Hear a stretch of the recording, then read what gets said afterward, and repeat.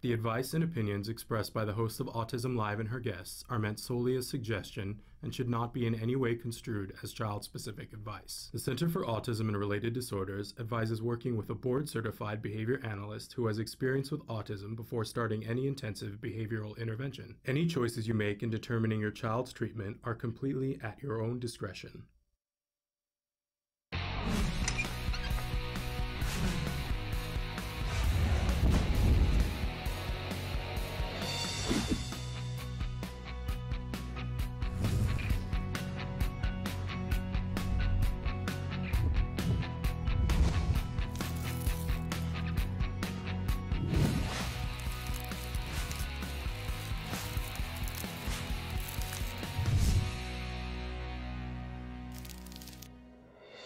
Good morning and welcome to Autism Live. I'm Shannon Penrod. We're coming to you live from the Warner Center in Woodland Hills, California.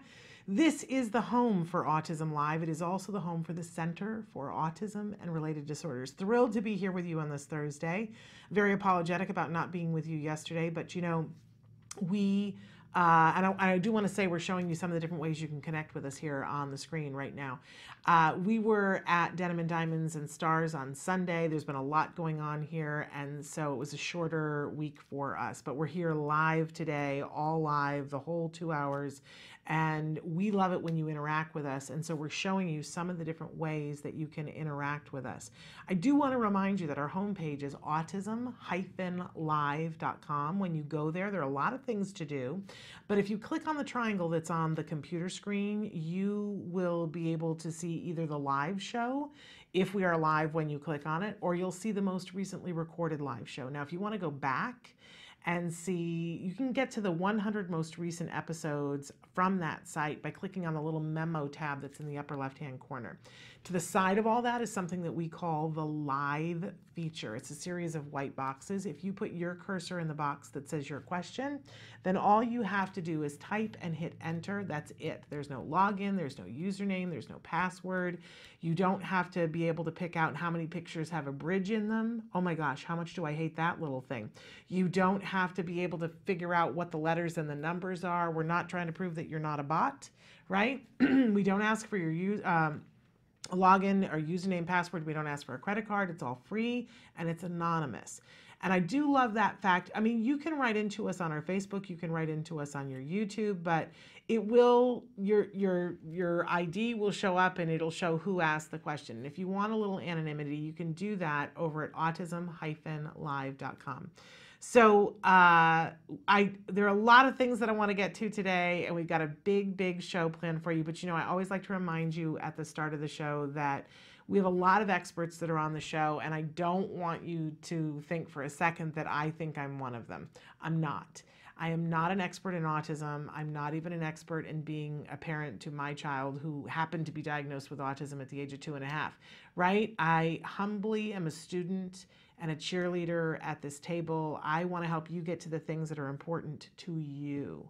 I want to help you to connect to answers for you, whether you are a teacher, a parent, a grandparent, an aunt, an uncle, a provider of services to individuals on the spectrum, and most especially if you are someone who is on the autism spectrum yourself, right? I count us as being the autism community, all of us together, because we all have one thing in common. We will disagree about a whole bunch of things, right? But there's one thing that we will all agree about, is that we want all kinds of good things to happen for the people in our lives who are on the autism spectrum. We want them to have meaningful interactions with people that are important to them, not to force things upon them that aren't important to them, but to help them to be able to access the world in the way that they deserve and desire. So that's really what we're about here. And we do look at autism from a 360-degree perspective. Really, there's no aspect of this that we don't want to discuss. So if you have thoughts, feelings, concerns, questions, feel free to write in any of the formats that we just showed you before. Okay, because it is Thursday, on Thursdays, we like to start out with something that we fondly refer to around here as the jargon of the day. This is when we take on one word, one phrase, one acronym. We try to figure out what in the heck are those experts talking about? What does it have to do with us? Why is it important? My philosophy on this, which has changed over the years, is that if it can save us 5 minutes or $5, then it's worthwhile, right? And the truth is, with jargon, it does save you time and money. If you know what they're talking about and don't have to stop the meeting and say, hey, can you explain that to me? You can get more done. And the experts use these terms because they are so specific. So last week we talked about antecedent. That was our jargon last week. And I mentioned something called the 3-term contingency. Doesn't it sound like there should be music that goes bum, bum, bum? The 3-term contingency. Bum, bum, bum. Okay, so here I like to give you the actual definition. Then I make fun of the actual definition. Then we move on to the working definition, which I love to have experts in the room who kind of cringe and break out into hives, but then hopefully we start to begin to understand. So the 3-term contingency, and I will read this for you. The 3-term contingency in operant conditioning refers to stimulus control. In particular, an antecedent contingency called the discriminative stimulus, or SD, that influences the strengthening or weakening of behavior through such consequences as reinforcement or punishment. Dun, dun, dun, right? What? I don't, I do know after years of looking at this, but that's like, what would we like to do with that definition? Woo! Right? Okay, so let's put this in some practical terms. And I talked a little bit about this last week. Our working definition of this is that it's the ABCs of behavior. And that really is the way that I remember it. If I go A, B, C, okay, wait a second. What does the A stand for? The A is the antecedent. This is the thing that we talked about last week, which whenever any behavior happenings, we're saying that this A, the B, and the C happen. So the A is the antecedent. It's what happened before. And the word for that is antecedent, which luckily starts with an A, so we can remember it, because otherwise we wouldn't, right? Then the B is the behavior, and the C is the consequence. Now, of those words, behavior and consequence make a little bit more sense to us, right? So just remember, antecedent is what happened before. So with every behavior, we're saying in the world that every behavior has something happen, then the behavior happens, and then there's a consequence for it. And by the way, this isn't just for people with autism. This is for all of us, and it's also for everything else in the world, plants and animals. I know, I've just bent your mind a little bit, but think of it this way, that if we all engage in this, the problem that most of us have is that we want to take control of a behavior. That's where we think the big, key to everything is. Let's get control of that behavior. And we hear people say that all the time. But the truth is that anytime you're just focusing on getting control of a behavior, you're going to find yourself really frustrated, because what are you going to do? Tie somebody up? I remember when my son was descending into autism, and at one point he drew back his leg like he was going to kick my mother. He was upset about something. He was 2.5, and he pulled back his leg like he was going to kick her. And my mother was appalled. She was like, "What have you done to this child? This is terrible. You need to get that under control." And I said to her, "Okay, all right, I see that, but what exactly would you have me do? Am I supposed to tie him up? He didn't actually kick you. I'm trying to teach him things, but how do you stop somebody from, it's hard, if not impossible, right?" And what I found through ABA is that if I don't think of controlling the behavior, if I think of controlling the antecedent, what happened before, and or controlling the consequence, what happened after the behavior, the truth is I can control the behavior. Ooh, think about that for a second. So let's think about a behavior that you might be engaged in, because this isn't just for our kiddos, right? What behavior do you engage in that you wish you didn't do? Maybe you're a smoker. Maybe you've been like, "Oh, I've been trying to quit smoking for a while." Well, right now you have an ABC that is feeding this desire to quit smoking so that you're not quitting smoking. Something happens, probably you have, at this point, you're addicted to the nicotine, right? So you have that urge, which is an addiction, we know that, that says, it's time. But you may also notice too that sometimes you don't wait for the addiction. Sometimes it's stress, or sometimes you just want to take a break from things that are happening. And so something happens, and then you decide to smoke the cigarette. And what's the consequence of you smoking the cigarette? Well, for a lot of people, the consequence is that it's the only time in the day that they actually take a deep breath. Think about it for a second. That, when people are smoking, they get to take a break from the stressful thing, and they're taking deep inhalations. Yeah, it's coming with a whole bunch of horrible stuff that isn't good for their system. But the fact of the matter remains that when we take deep breaths, we feel better. We do. So obviously, this again and again and again, this person is going to go and smoke a cigarette. What if we could change the antecedent and the consequence, right? What if every time, I've heard of people who have been very successful in quitting smoking, they have to get through the first 14 days of the addiction, and that's a real thing. But one of the things that they do is they give them a replacement behavior, that every time that they feel the urge to smoke a cigarette, they give them something to do that's incompatible with smoking cigarettes, like brushing your teeth. That every time you have that urge, you go to the bathroom, you brush your teeth, and of course they tell them, and while you're brushing your teeth, pause every once in a while and take a big deep breath. So you're getting the consequence that was good from the cigarettes without smoking the cigarettes. And we know, science tells us that the addiction from the nicotine, that it will trigger your brain in a 30-second installment, and that's all it is. If you can ride out the 30 seconds again and again and again for 14 days, you can break the addiction. It's the behavior of the habit that's a little bit harder to do. But so the brushing your teeth, you can't smoke a cigarette and brush your teeth at the same time. So it's incompatible. It gives you something orally stimulating, plus you're taking the deep breaths. And people have been successful in doing that without a patch, without a therapist, right? It's changing those contingencies. Now think about it for a child on the autism spectrum. If the child tantrums on a regular basis, what we would do is that we would take a piece of paper, and I'm going to fold it here. We're going to take data on it so that we can figure out what the ABC is now, so we can manipulate it, right? So I've got my paper folded into 3 because I'm going to map the 3-term contingency. And at the top, I'm just going to write myself an A, a B, and a C so that I know which goes in which column, right? And I don't have to remember that it's antecedent, right? I just have to remember it's what happened before. So I'm not going to write that first, though, because I'm not going to know what happened before. I'm going to wait until there's a behavior. That's the first column that I'm going to fill out. And I'll tell you something, this helps for when your child is having a tantrum, because you find yourself not getting in the emotion of the tantrum and the emotion of, oh, this is going to be the rest of my life and what will I do, and the anxiety that brings up, right? Instead, you become a scientist looking at the behavior, what the experts call the topography of the behavior.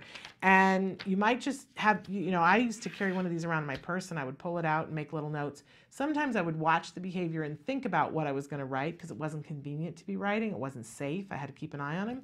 But I would be thinking, oh, okay, so, look at my phone or my watch real quick and go, okay, it started at 2:22, because that's going to be important. And later on, I'm going to write on here, it happened at 2:22. And I'm just going to think about what the behavior is. Okay, he's kicking. Oh, now he's throwing things. Okay, right? And it makes you dispassionate about what's happening. You still are like, oh, I gotta keep things safe, and you stop to do that. But then I'm noticing, oh, and then he started to wind down at about 2:42. Got tired out and whimpered, whatever, right? And I write this all down here. Great. Now, towards the end of the tantrum, I really want to be paying attention to what the consequence is. Consequence might come from me. It might come from somebody else. If I'm in a grocery store, it might be that there's a bunch of little kids in the grocery store that are walking by and are giving him attention by looking at him while he's having the tantrum. I can't control what other people do. I control what I do, and I might notice, oh, the consequence was I gave him a cookie. Believe me, I've done it. We've all done it, right? But once you see it on the paper and you go, the consequence for throwing the tantrum was a cookie, well, that doesn't work, right? So once I've got the behavior written down and I've got the consequence down, now I'm going to go back and think, okay, what was happening right before? Okay, wait a second. So we walked by the cookie display. Oh, we walked by the cookie display. He threw a tantrum. We hadn't had lunch. He threw the tantrum, and then I gave him the cookie. Well, this equals a three-term contingency that will be maintained. If it works, if there's something that happens and I do a behavior and I get what I wanted, I'm going to do it again, right? So I can expect this tantrum to happen again. Sometimes you don't know what the antecedent is. You write down what you think it might be, but you don't know. But what you will see, if you do this for a couple of days, you will see a pattern. You'll go, isn't that funny? These things are only happening at 2 o'clock in the afternoon when we haven't had lunch. Oh, maybe we should have lunch earlier, right? Sometimes it can be as simple as that. Or, oh, maybe at lunch, what are we eating at lunch? Is it possible that he's having a reaction to it? Or is his blood sugar dropping after we've eaten lunch? I mean, you just start to see a pattern. It's like being Sherlock Holmes. And it helps you with the anxiety around the behavior, because this makes it all understandable and possible. And once we've tracked all this, the best thing in the world to do would be to have somebody who is an ABA provider, hopefully a board certified behavior analyst, help you to come up with a behavior intervention plan where you will change the antecedent and change the consequence so that A, the behavior won't happen or won't happen as often, and that it will also have a consequence that is helpful and doesn't maintain the behavior. Does that make sense? Because I tell you what, when you get this rolling, oh my goodness, you will see that you have a much better relationship with all the people in your life. Because you will start to look at, oh, wait a second, why is that person always nasty to me? What is the ABC of that? What's the behavior that happens before that causes them to be nasty? And what is the consequence I'm giving that person that I work with who's nasty to me? How can I change that? How can I take control of, I know when they do this, I'm not going to give it any gas. I'm going to turn and walk away and not pay attention.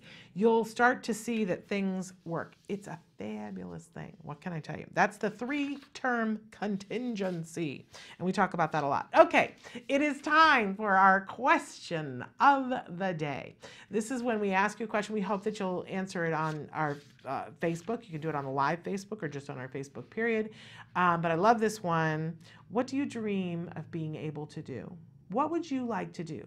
Is there anything in your mind that you have a shadow belief that you're like, oh, I can't do that now. I can't do it. But what do you dream about being able to do?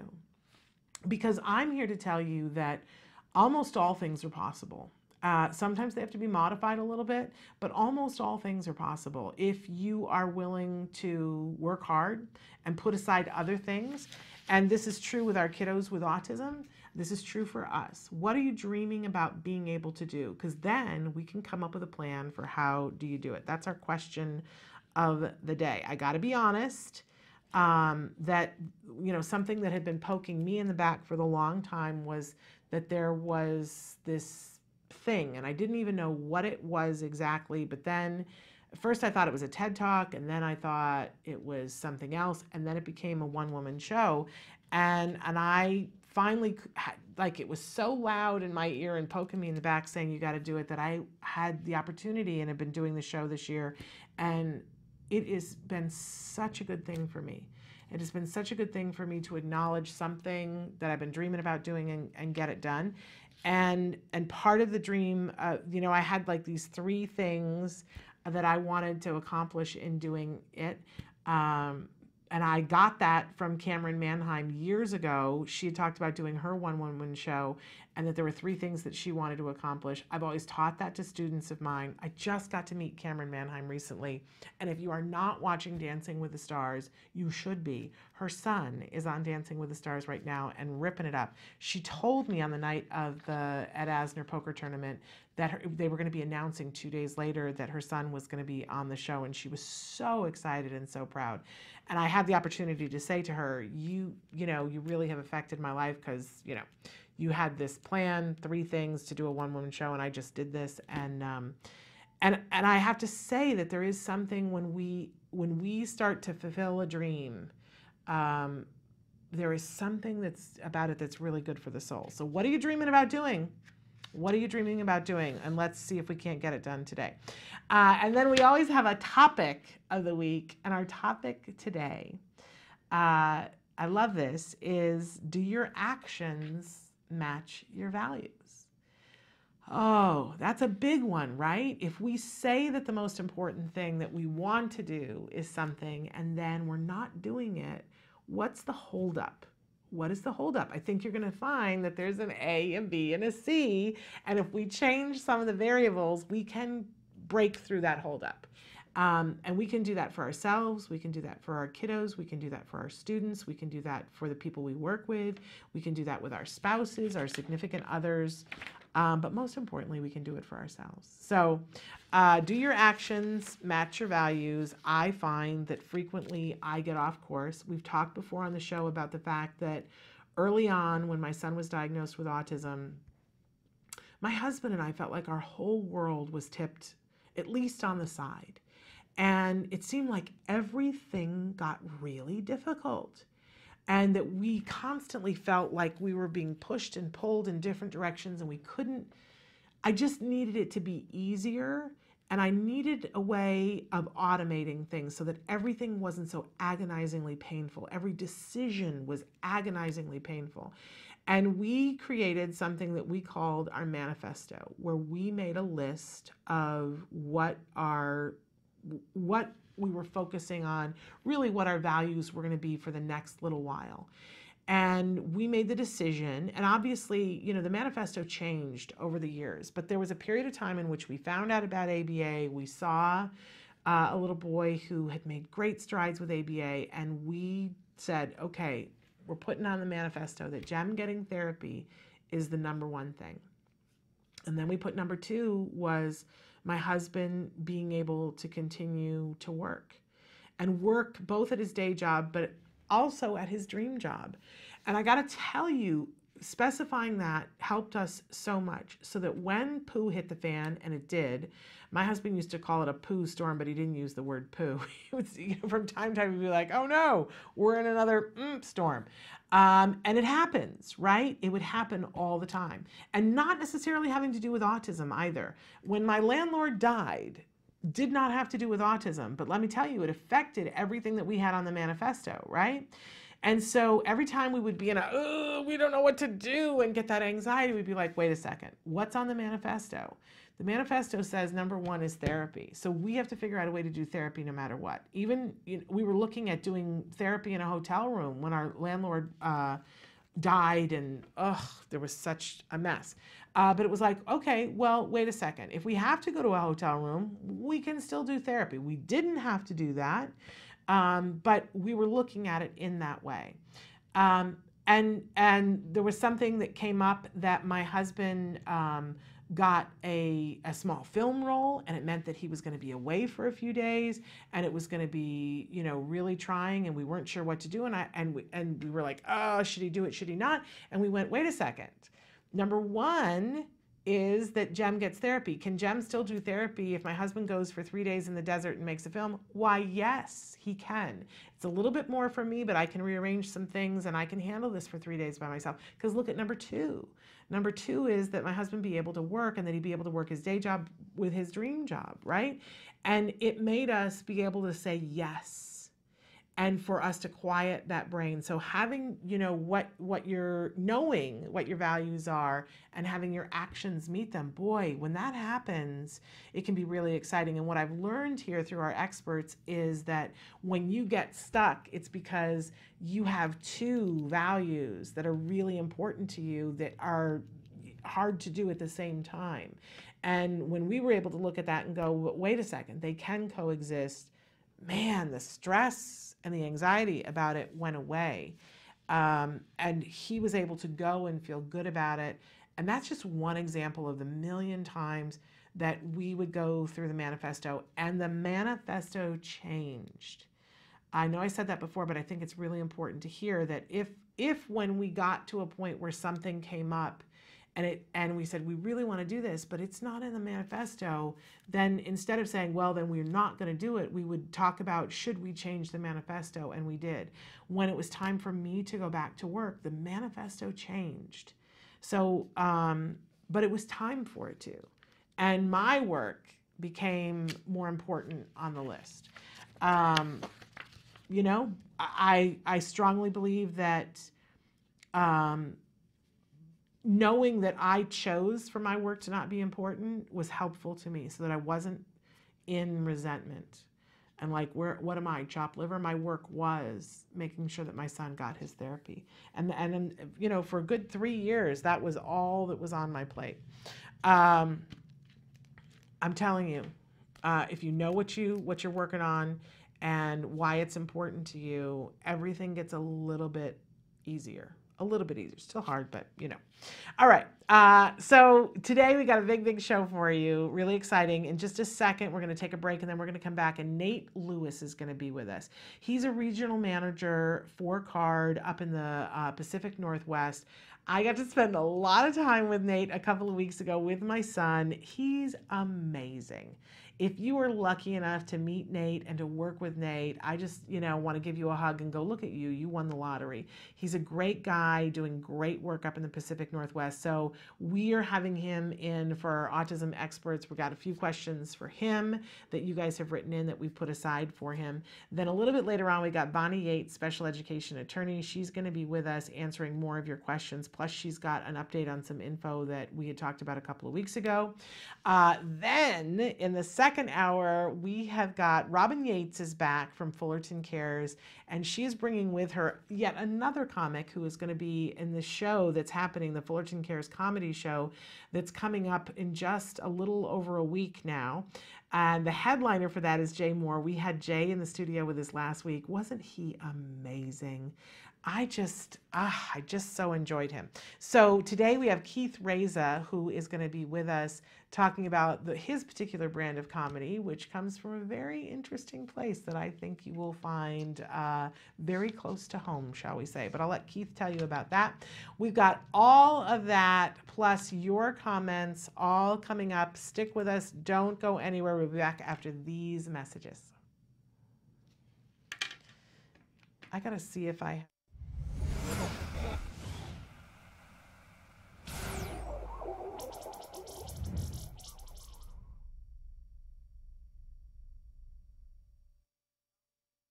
Can you say hello? Say hello. AJ? Stop crying. AJ, let's eat. Can you eat, AJ? Let's eat, son. Have a fry.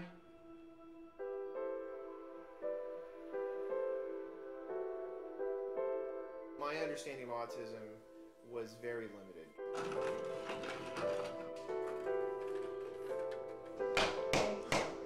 He would lick tires on cars, windows, you name it. And so we went to the 13-month checkup, and I remember our pediatrician, he said, well, he probably has autism. There's nothing you can do about it. Come back in a year when he's 3.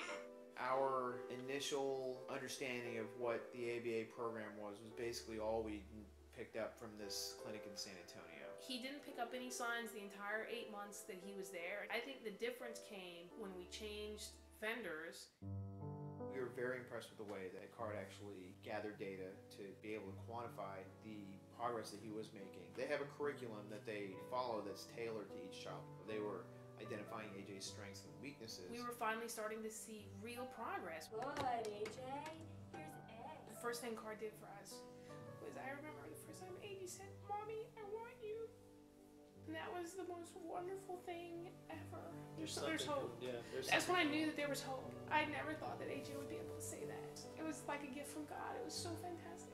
With CARD, we got him enrolled in a private school. And he was in a typical classroom. He would go from activity to activity. He could sit when he was supposed to sit. He could be around typical kids. The goal is for CARD to work themselves out of a job. It's for AJ to be in a mainstream classroom with no help, and he's functional and he's learning. We're really grateful to all of the therapists. AJ would not be where he is without them, and we will never be able to repay the part of themselves that they gave to him to make his life better and to make our lives better.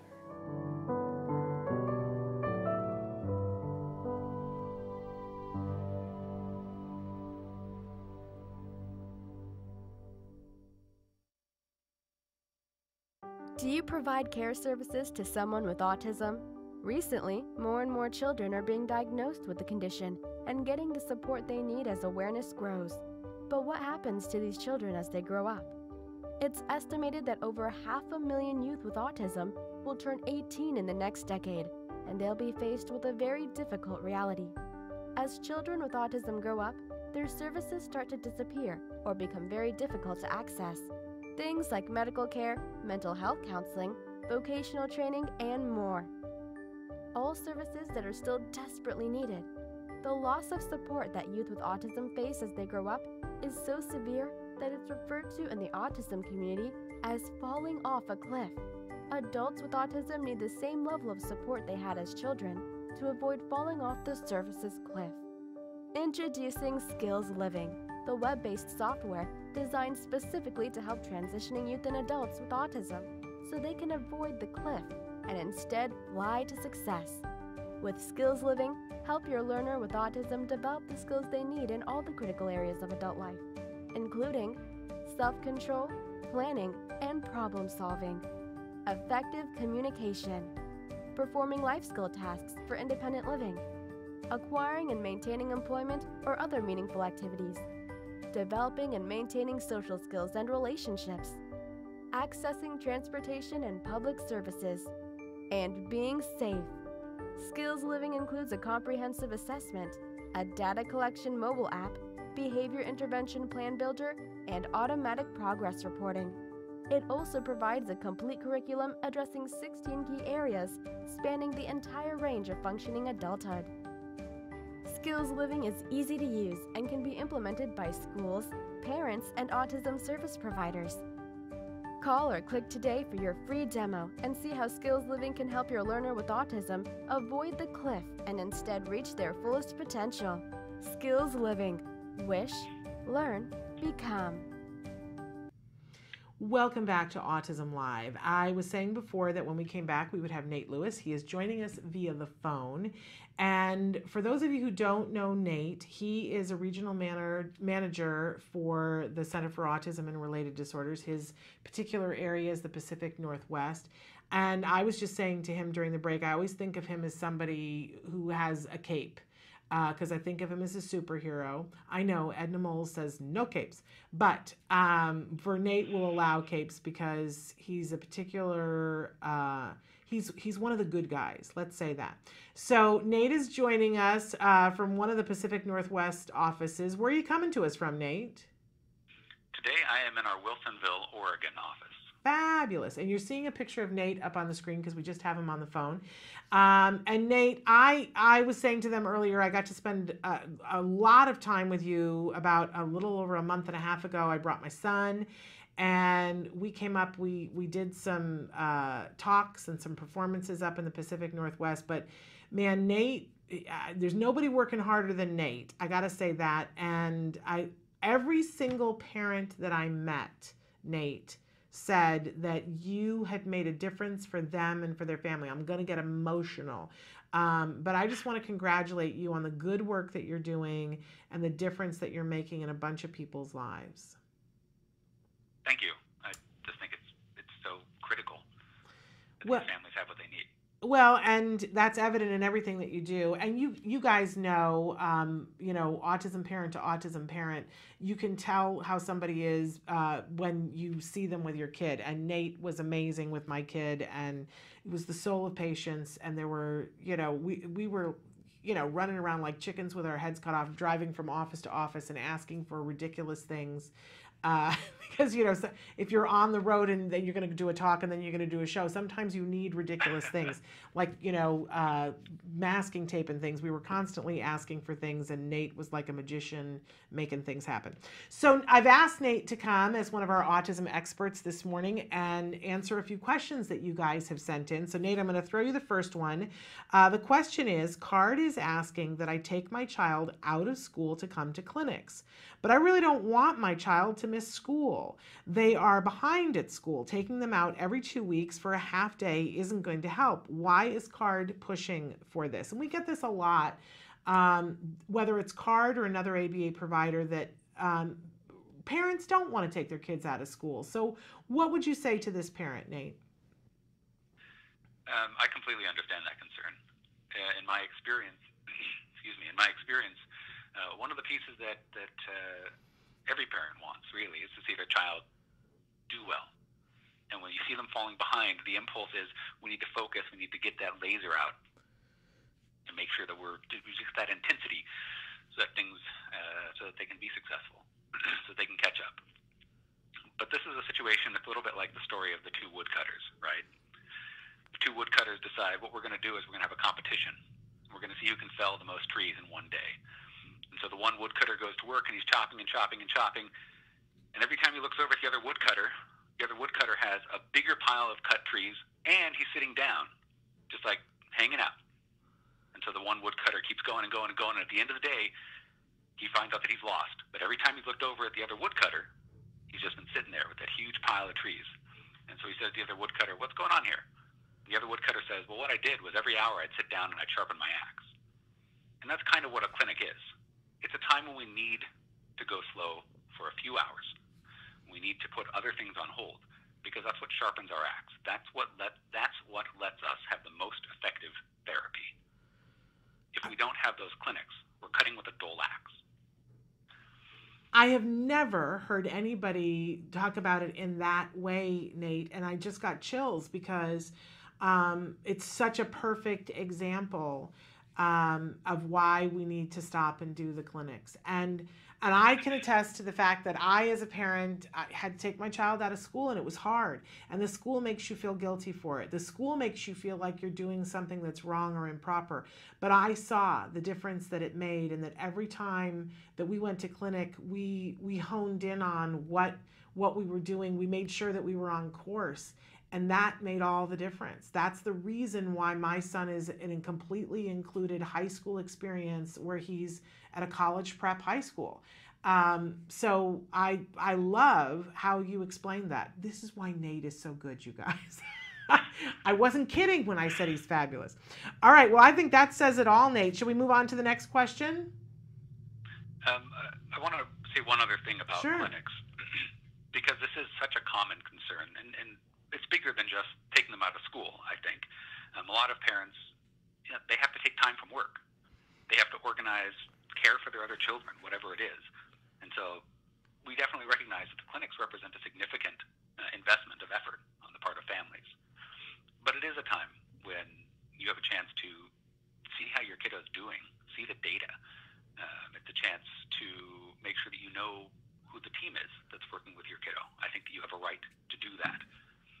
It's also a chance for you to bring any questions that you might have, any observations that you have had, especially if there's new challenges.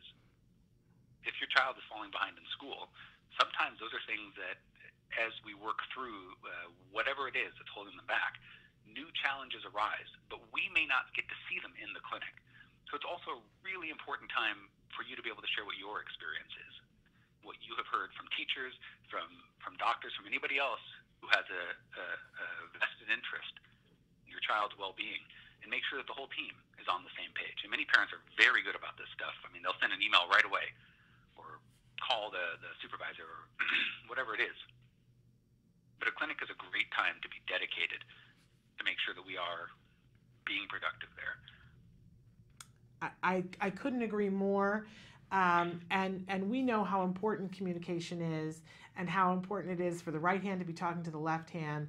And there is no better time than at the clinic when everybody gets to have that meeting of the minds and see what's happening. And as you said, sharpen the axe. I absolutely love it. Okay, moving on then to you're so eloquent. I'm just loving having you here, Nate. We're going to make you come back again and again and again.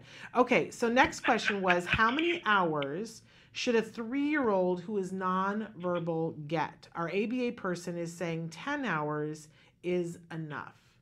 And of course, that sets off every warning bell I have in the world. So a 3-year-old who's nonverbal, how many hours, and it's individual, right? But as a guideline, 10 makes me close to hysterical.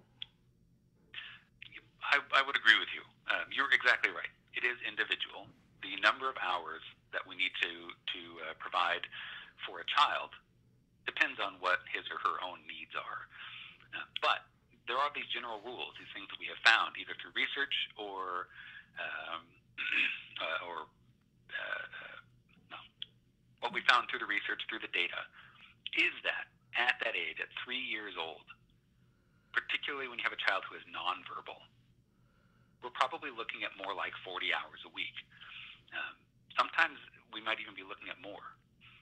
The best indicator of a good prognosis for a child, the one thing that we can control the best, that makes the biggest difference, is the intensity of of the therapy, of what the dosage is, you could say.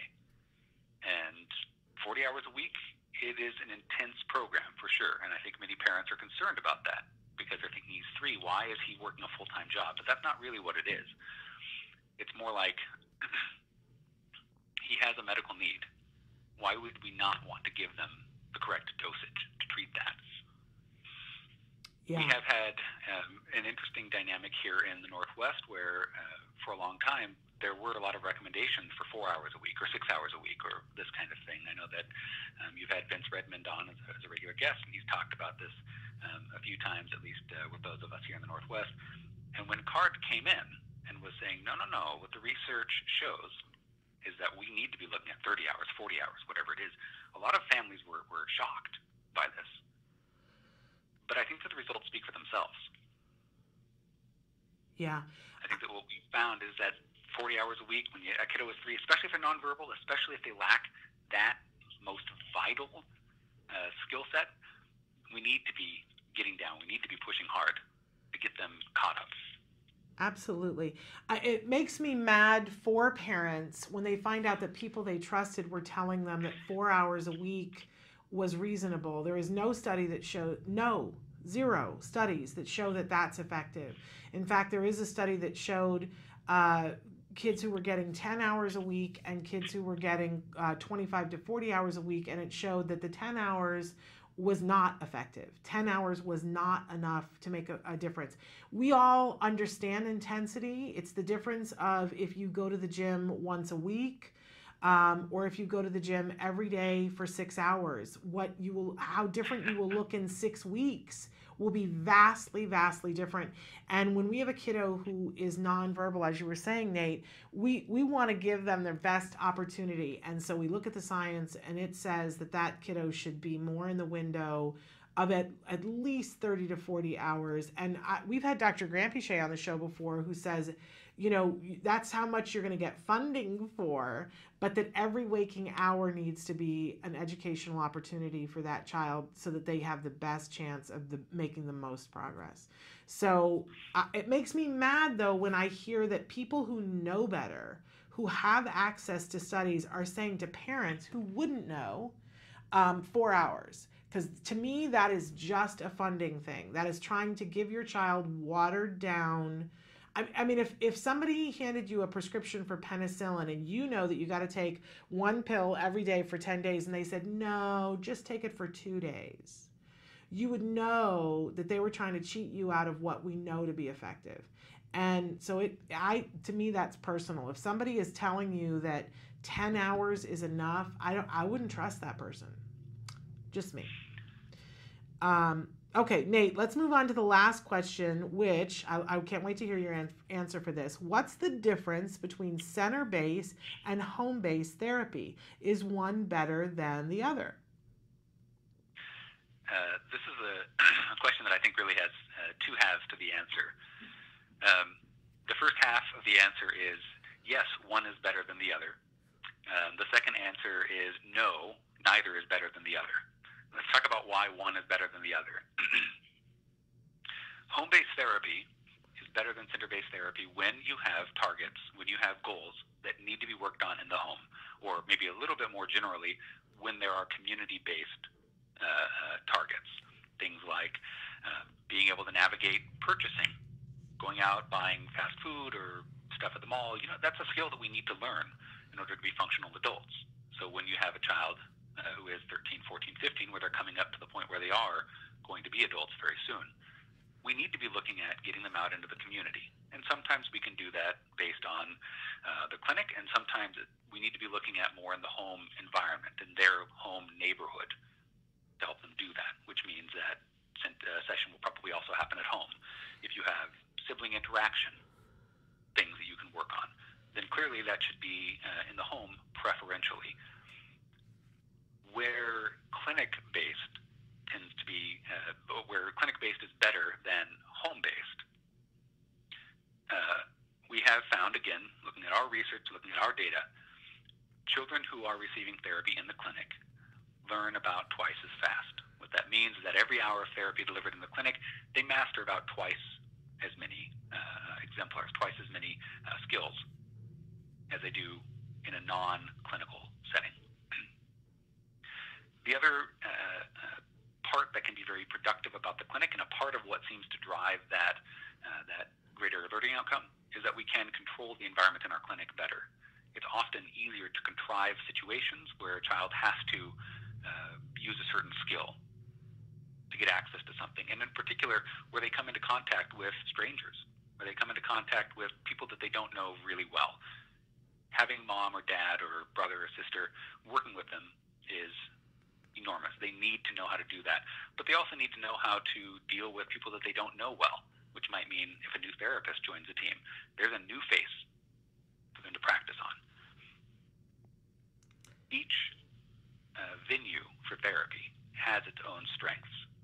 Exactly what that balance is going to look like, whether that child should be right now purely in the clinic, purely in the home, or a mix of the two, that's a piece that's going to be very individualized. And in that sense, neither is better than the other. They're each tools in our toolbox, and how we use them, how we're going to maximize the benefit of each environment, that's something that the supervisor, that the BCBA on the case will work with you, work with your family to figure out.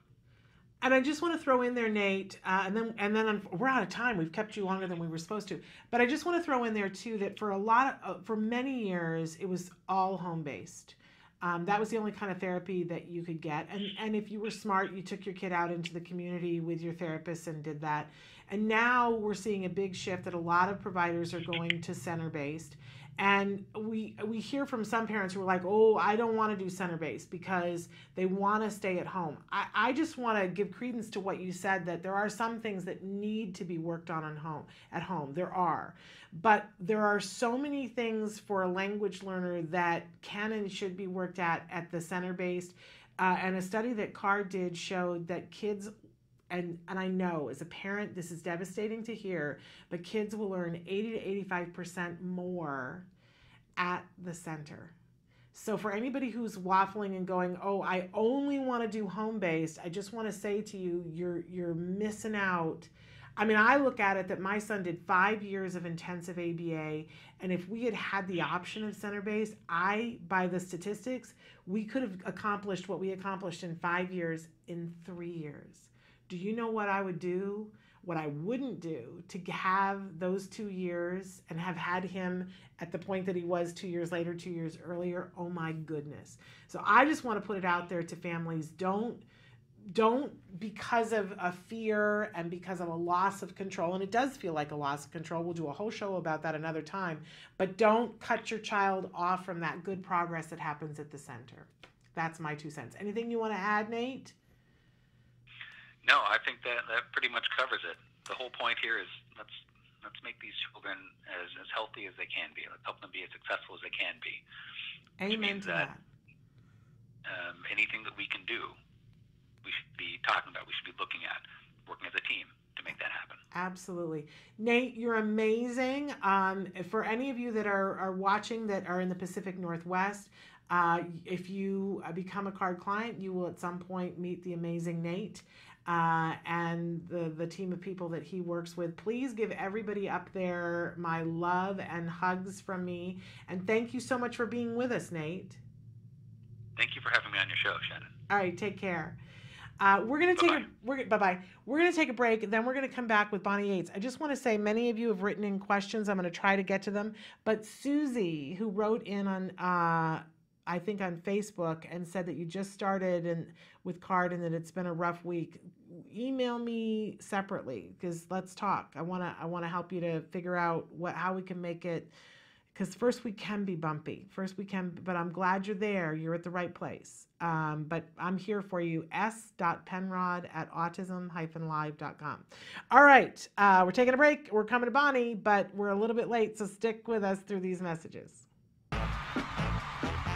say howdy, we say hi. Let's get rowdy, let's get wild. Let's get wild. Let's get wild. Let's get wild. Let's get wild. Hi, welcome back to Autism Live. I'm Lisa Ackerman. We're here doing allergy-free cooking, and I brought my sister with me today. Jamie Davis, thanks for having me. A lot of people are asking about a allergy-free breakfast, and breakfast can be full of crap. But it's full of crap and it's hard to do. We don't have time in the morning. We're in a hurry. We're going completely nut-free. The recipe is not personality. We can't do anything about. Yeah, can't do anything about that. So we're going to start off first with. I'm using sorghum and brown rice flour. I find the texture good, and I've added some flaxseed meal. We talked about that last time. Flaxseed meal for poop. Almost every one of our kids has a poop issue. What's next on the recipe is the quinoa flakes, baking powder, cinnamon, and the xanthan gum. It brings the glutinous texture back into the flour, and often what happens with these recipes is they can fall apart. This one holds up nicely. I like it. For the folks that are egg-free, we have a ton of egg replacers. One of those can be the arrowroot starch or bringing back some additional flaxseed. So there's a lot of options to go eggless, but we're going to go egg full in this one. For sweetener, I use the maple syrup. I stay away from refined sugar. What I'm adding now is the coconut milk, maple syrup, and a little bit of the coconut oil. And we're going to add in the raisins, craisins, and chocolate chips at the end. I find that chocolate chips can coax people to eat some really amazing things. When we started, Jeff had 42 food allergies, so we had to get creative in how we cooked. So nuts were a big, big issue. What I like now is that he can tolerate so many more things after start doing this diet. So let me show you how you can deal with this sticky stuff here. You get your fingers really wet, and you can push it down. So my oven has been preheated. It's at 350 degrees. So we're gonna just throw this in. Like I said, I like it around 23 minutes, and the magic oven says, I'm done. Looks like, don't you love magic ovens? They're awesome. Here we go, pops right out. The texture of these, and it's so pretty. It looks almost like a big chocolate chip cookie, but you actually made it healthy. But you can be my guinea pig. Tell me what you think. That looks really good. Doesn't it? So the textures and the colors in there are just beautiful. So the raisins are for you, the chocolate chips are for your kid. I can't believe it's gluten-free. I know, right? It doesn't taste like, crap. We're wrapping up another cooking show. If you have feedback, you can email us at autismlive@gmail.com. We're, of course, on Facebook. You could go to facebook.com/autismlive.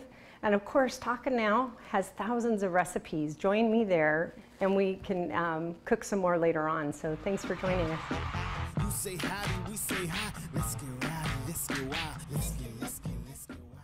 Welcome back. Dance into the What's Left music. We're running a little bit late, but the fabulous Bonnie Yates has been patient and waiting for us. She is on the phone with us now. She's a special education attorney with Hirji and Chow. She's amazing, and she's here to answer some of your questions and enlighten us about legal matters. So Bonnie, welcome back to the show.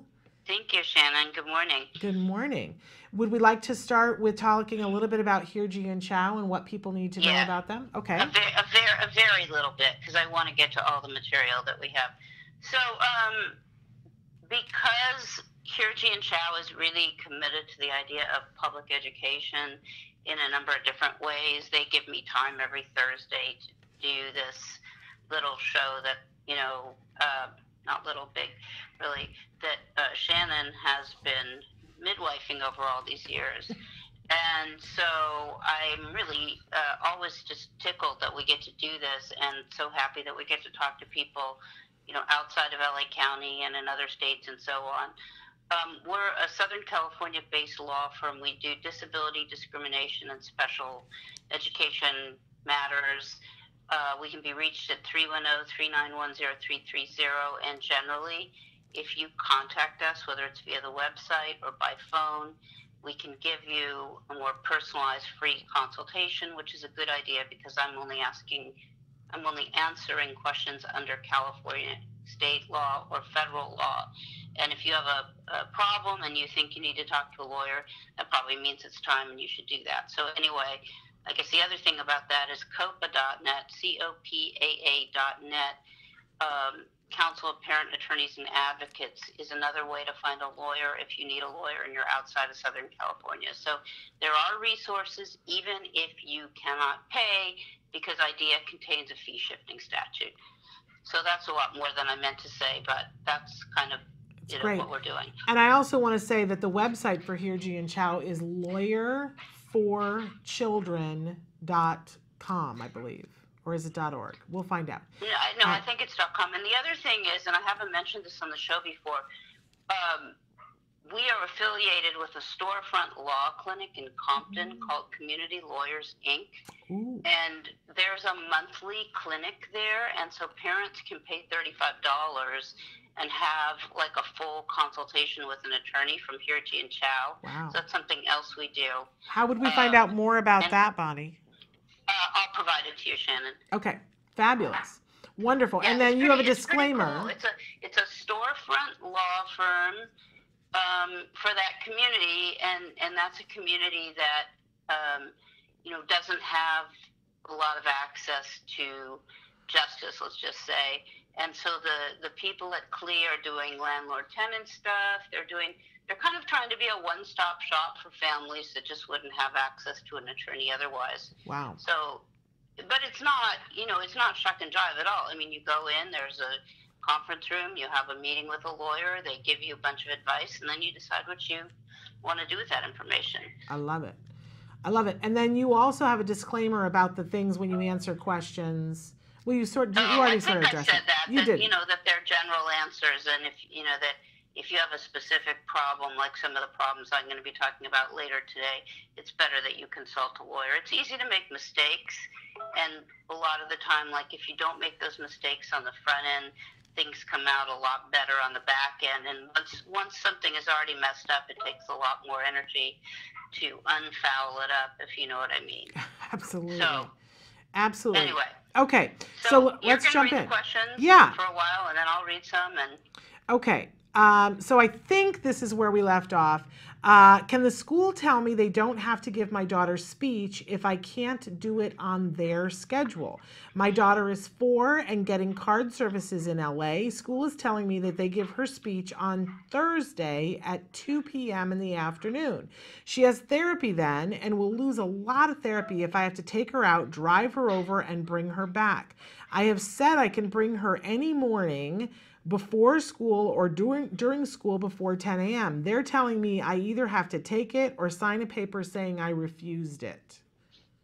Yeah, well, I gave some thought to this, and my impression is it's not reasonable to say that there's only one time a week that would work for services. If she has another commitment in the afternoon, I guess the question is, what time does school end?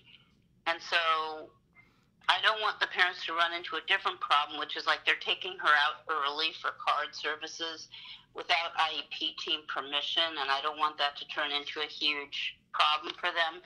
But on the other hand, I think she could just write them a reasonable, polite letter that says she needs her speech in the morning, she gets much more benefit out of it. We have a medical appointment, a standing medical appointment at 2 in the afternoon, most afternoons. Although that's a little funky, but I can't, I think that's what it is. Or a treatment appointment that she can't miss. And then I would give them a bunch of other times that she is available for speech. So it makes it clear that she's being very reasonable. And I would try that. That'd be the first thing I would do. Okay. You definitely should not have to forfeit your speech services in order to get your ABA services. I agree. My, kind of somewhat off the cuff reaction. I agree. Okay, so the next question says, I'm in Kansas. I watched the show and saw you say I should bring a tape recorder to the IEP. I put it in writing and brought it. The teacher said something really inappropriate about my son and his ability to learn. I won't even repeat it. What do I do now? Tell me again, in what context was that at the IEP meeting? So they were at the IEP, and I think this is interesting. This isn't the first time I've had this question, that we tell them all the time, bring the tape recorder, because you're going to catch them sometimes saying something on the tape recorder. Well, she caught something that was really inappropriate, but now what do you do with it? Did she specify what was the really inappropriate? She said it was something about her individual child and his ability to learn. Well, there's a number of things you could do with it. You could ask to have a meeting with the principal and the teacher. You could make a UCP, which is a school level complaint of discrimination. You could just document it. But I'll tell you a little story. I think I told this story before on the air, but it's got a new chapter. So our client went to an IEP meeting, and she and her advocate stepped out during the break. She thought she paused her recorder, but it kept going, and she picked up conversation between the teachers saying how, basically disgusted they were about a lot of things. And, like the child's getting so many services and so on and so forth. Anyway, I just filed for due process like a day ago, and I get a letter last night at 10 o'clock from the school district attorney saying, we don't agree with a lot of the things that you alleged in your complaint, and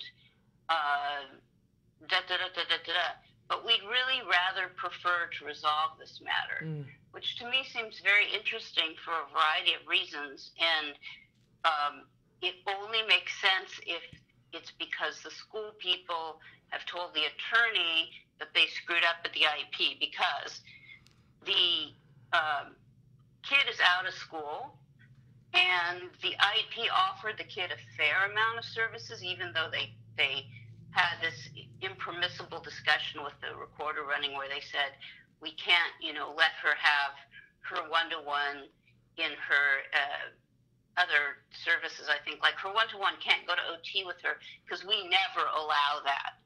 So there's it only makes sense to me that they want to settle. They're behaving so differently from normal because the attorney must know that this is what happened. So I'd say what you do with the information depends on what your long-term goals are. And it certainly can be used depending on what the goal is in the service of those goals.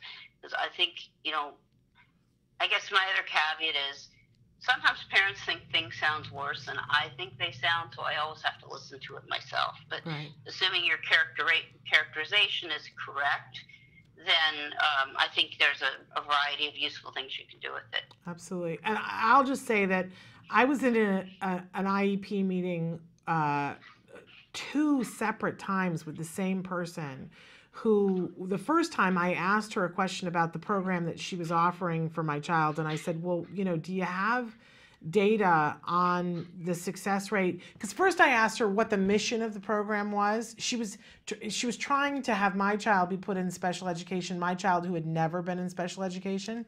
And I said, okay, well, help me to understand, because she was giving me all these reasons that didn't have to do with my child about why he should be in special education, that didn't make any sense to me at all. And I was trying to be respectful, and I said, well, so what is your goal?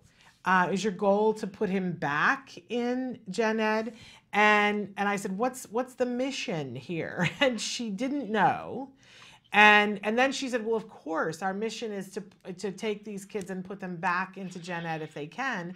And I said, okay, great. Do you have any data over the years of, has that ever worked? Have you ever been able to transfer somebody from special ed? And she looked at me with tape recorders whirring and said, oh, we don't take data. We don't believe in data. Well, that's good. Right? I'm glad we got that worked out. Right.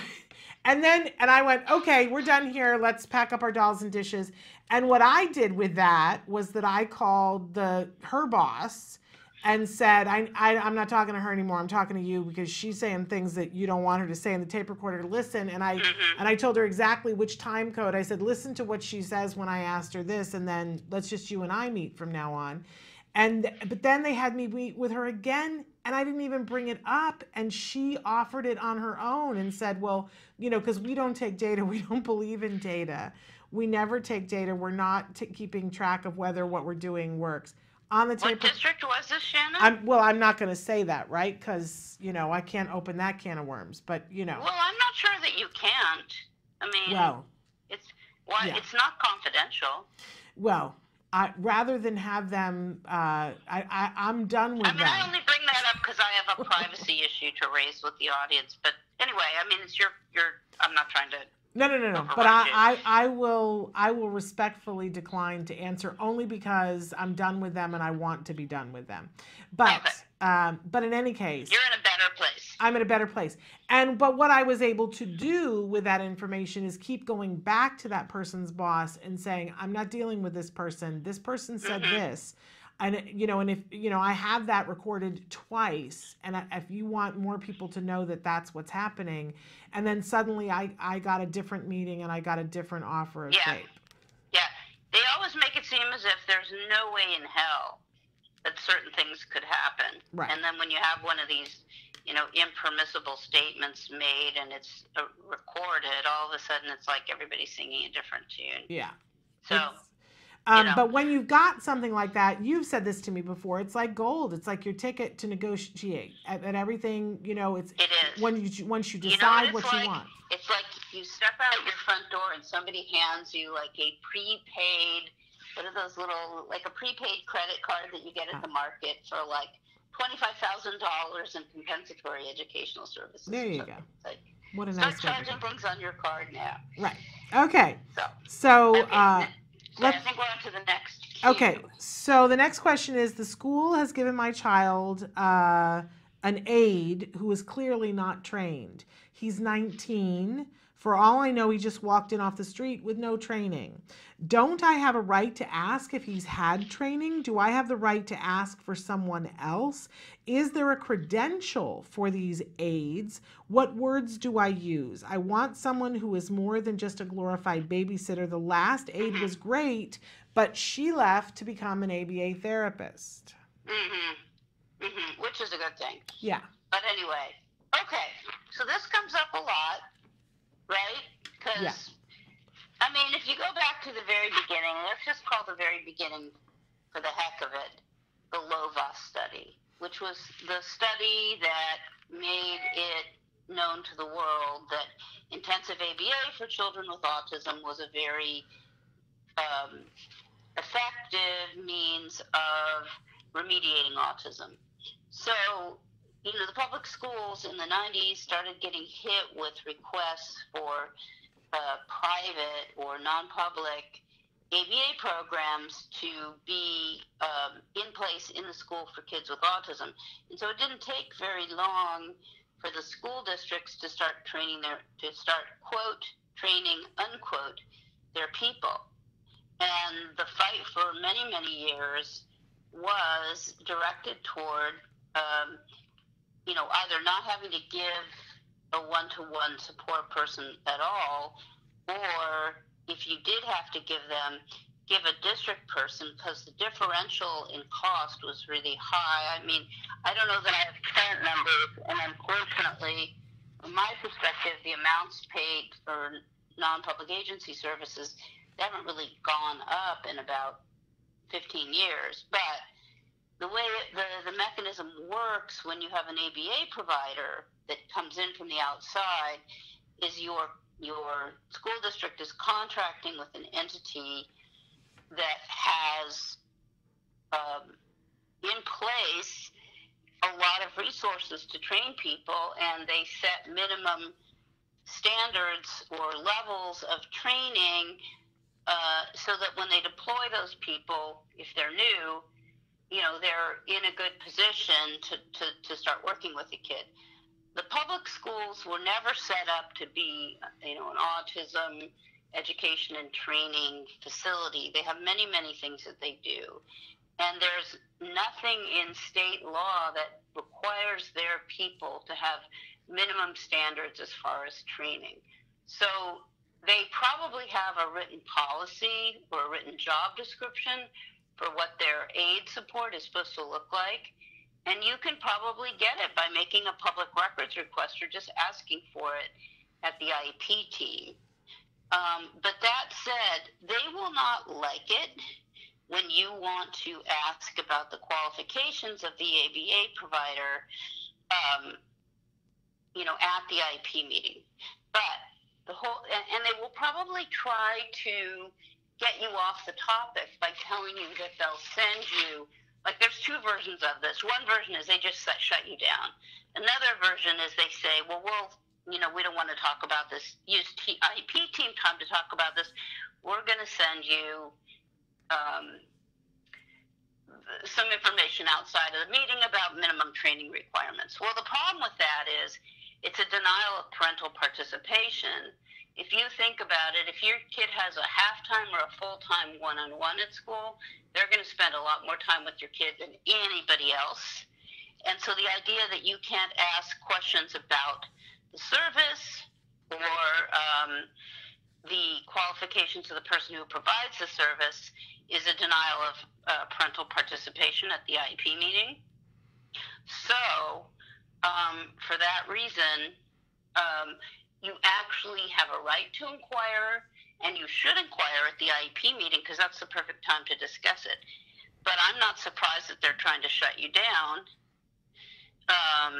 because they don't want to have that discussion because, some of these people have had a high school diploma, not even a BA, and then the training they give them is really shuck and jive too because it's only online training. And I'm not saying that there's no place for online training and training people, but I also know that if you don't give anybody any face-to-face training, my reaction, like if I do the mandatory continuing legal education stuff, I've stopped doing it online because I don't stay focused. It's not really that interesting to interact with a computer. And so for those reasons, the aid qualifications are highly suspect. They're usually very little trained. Maybe they've had 20 or 30 hours of online training or something. And so they're probably not going to be the greatest for your kid. So where did the question leave off? Whether she has a right to inquire about this? She absolutely does. And I guess the question would be, well, what do you do if they won't let you inquire, if they shut you down at the meeting? And I think the answer to that would be, it's useful for using in due process. That's what the answer would be. Okay. And so, but again, because one of the specific things that this parent asked is, what words do I use? And you used some pretty good words there. You said, what was the parental? That it would be a denial of parental participation.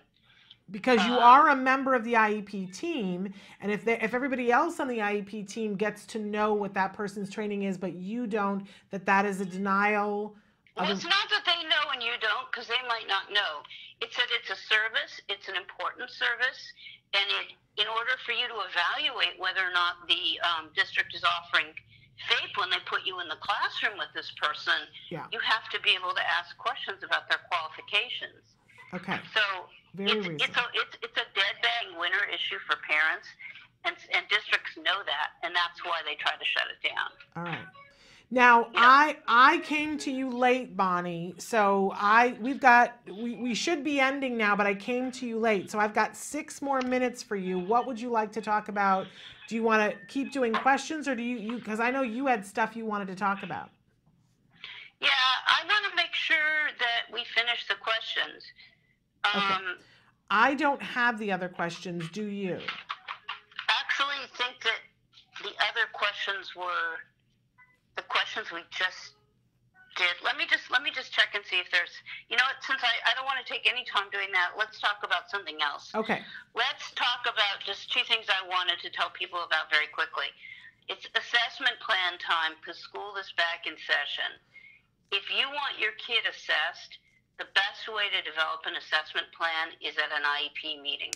If you consent to the assessment plan that comes home in your son or daughter's backpack, it will be an assessment that is being done without any input from you. So if you are interested in having specific things be addressed, it's important that you consider at least having an IEP meeting to give people written feedback about what you think they ought to be looking at. Now, once you have that discussion, the district will develop an assessment plan and they'll send it to you. And the first thing you'll notice is that it just has areas checked off. It doesn't have people who will do it or what tests they will do. And the question is that legal? And the answer is yes. They're only required to, I should say, give you general information. However, there are instances in which your response to the assessment plan might be to say, well, yes, I consent to this type of assessment, but only if it's done by the right person. The example I'm thinking of is LAUSD now is doing all their functional behavior assessments. They're having special ed teachers do them rather than BCBAs. And I am told that they are not trained on how you do these assessments. So you might add something to your assessment plan that said, I'm consenting to this. However, I require a trained person who knows how to administer the blah, blah, blah assessment. The other thing you can do is just do nothing. And then when they do a bad assessment by an untrained person, you can then ask for an evaluation at district expense. So that's another way to go. But anyway, once you get that assessment plan, you do have the clock running, and you only have 15 calendar days from the date of the referral to return the assessment plan. And if you don't do it in that time, it gives rise to problems, including the possibility that the district might file for due process and get the right to assess. But if you delay signing the assessment plan, that's going to be used against you when you say the district didn't meet my kid's needs. They're going to say, well, yeah, you sat on an assessment plan for 60 days, so we couldn't even start the process. So I wanted to just let people know that now that we're back in school, they have to send you an assessment plan. You have 15 calendar days from the date of the referral to return it. And then within 60 days of your returning it to the district, they have to have an IEP meeting to review the assessments that they've conducted. So I just wanted to go over those timelines again because it seems like it always comes up. I love hearing all that information because it is sort of like a decision tree, and you just gave us good information about what to do, because it does come home in the backpack often saying, oh, can you sign off on check these boxes? Yes, right. Exactly. And we want to do these check carefully too, because sometimes they make mistakes. Mm-hmm. Like I had this great LAUSD case where the only assessment they were supposed to be doing was a behavior assessment. But they checked all the boxes, and then they didn't respond to us for like 9 months or something. So that resulted in them having, maybe it was fewer than 9, maybe it was 4 months, I don't know. But anyway, that resulted in them having to pay for all private evaluations because they waited an unreasonable amount of time to implement the assessment plan. Well, and we just had a question earlier when we had one of our autism experts on the show where a parent had written in and said, CARD wants me to take my child out of school for a clinic, and, my child is behind and I don't really want to miss school. And he talked to them about, why CARD is asking that you take your child out for a clinic. But what I saw and what I see all the time is that schools, if you want to take your child out for anything, school wants your child to be in school, and they will say to you, they're already behind, and they're just going to get more behind. But then they will happily pull your child out of class to do all of their assessments, which makes me completely nuts. If it's they'll say, but it's important. We have to do these assessments so that we can get better. I always made the argument that of when they could pull him out, that they had to pull him out during things that where he wouldn't get further behind, and not during the classes where it was pivotal for him to be there. Yeah, well, unfortunately, I think that people are dishonest. And I have lots of theories about why the system makes them dishonest, but the bottom line is they're still, they're dishonest. So, you know, you got to kind of you got to stand your ground no matter what issue it is. And if something doesn't make sense to you or it doesn't pass the smell test, there's probably a good reason. You're so awesome, Bonnie. We're unfortunately out of time. Will you tell them again about Hirji and Chow? Yes, Hirji and Chow, we can be reached at 310-391-0330. We look forward to hearing from you. We love your questions. Keep up the good fight. Thank you so much. We'll see you back next week. Talk to you next week. Okay, take care. Sounds good. Bye, Bonnie. Bye. All right, we're going to take a break. We're going to come back. We've got some guests, and I'm going to start by addressing some of the questions that you guys have written in very quickly when we come back, so stick with us.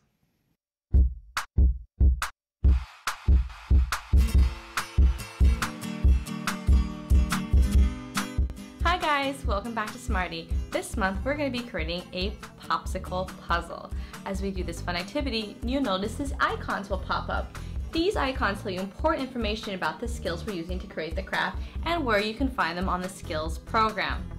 Skills is an ABA-based tool that helps parents create a curriculum that will help their children that are on the autism spectrum. Well, let's get started. The materials you'll be needing are popsicle sticks, tape, and arts and crafts materials. So step one, you're going to take your popsicle sticks and lay them down and cover them with tape so they don't move around.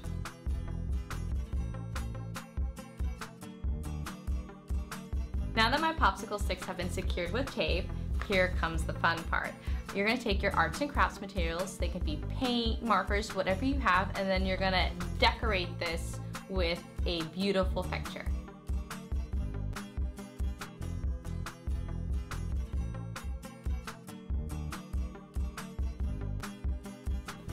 This is the beautiful picture that I made. Now what I'm going to do is remove the tape. And now, as you can see, they come apart. And here is your awesome puzzle. Now, the fun part is trying to assemble the picture that you just made now that it's all been separated. I hope you enjoyed this activity with me. Until next time, guys, craft on! To find more about Skills and to access all of the lessons you saw in today's Smarty, visit skillsforautism.com and click on the parents icon. Skills, the online autism solution. Potty training is different for every child. A child could come in with absolutely, no control over their bladder, and as long as that's not a medical issue, then we can certainly approach it behaviorally and give them the tools they need to be successful, just like any other skill that we would teach. Well, we think he's learning to pee on the potty. No big successes yet and lots of accidents. Here is the laundry from today. For some of our kids takes, just a couple days. And then for other kids, it can take months and months and months. And then when you're looking at complete independence, it can take years. Hey, you have to go pee-pee? There's a lot of different ways to tell if a child is ready. We look for a couple different things. Probably the most important is parents saying, I need this to happen, I'm ready. Second is, a child showing interest in the bathroom, and some of it is simply age. It's time to go ahead and work on this. What are you doing? Pooping. You're pooping? You first start with teaching the child what they need to do on the toilet. The basic thing we want is for them to drink as much liquid as possible. It's inevitable that if you drink a bunch of liquid, you're gonna pee. Help. No, I can't help you pee. I can hold your hand, but I can't help you pee.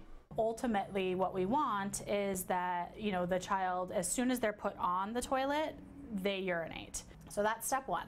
Step two is usually working through the amount of time that they're off of the toilet and making sure that they're not having accidents during the time that they're off. So this is kind of the bladder control stage of things. So the purpose of the potty log is just to see how long it takes them as soon as they sit on the potty for them to actually urinate, and the amount of time that he's able to hold his urine. And with the log, we're able to visually see how long it takes them each time, and if they have accidents or not. He's on a half-hour potty schedule, so if he doesn't go when we take him, then we have to take him in 10 more minutes. So every 10-minute intervals until he does go, and then we reset the clock, and it's 30 minutes again. Okay, buddy. Okay, last chance. Last chance to go pee-pees. Do we reset it for 10? Oh, what does that mean? What does that mean, Jack? It's potty time. We can come play after. Hurry. What we hope happens in this time is that the kids will learn how to initiate going to the bathroom on their own. This is oftentimes the hardest part of potty training, is because they get so used to somebody telling them when they need to go that they're not really recognizing the signs just in their own body of when they need to go. Oh, he wet himself. Uh-oh. Big wet? Was it a lot? We can reset to half an hour now. The biggest thing for parents is not to give up. The other big tip, and I think pitfall that a lot of parents fall into, is putting their children back into pull-ups or diapers, especially if they're starting to have accidents. And this is probably the worst thing that you can do. They need to recognize that feeling of fullness in their bladder and take themselves to the bathroom, or tell an adult that they need to go to the bathroom. What do you have to do? You have to put your pee-pee in the potty. Okay, give it a shot. See if you can put it in there. There you go. There you go. You're doing it. Yay, Jack. Big prayer for your pee-pee. Big prayer for pee-pee. Yay! Woo! Yay! Good job. What a big boy! High five, high five, high five, high five, high five, high five, high five.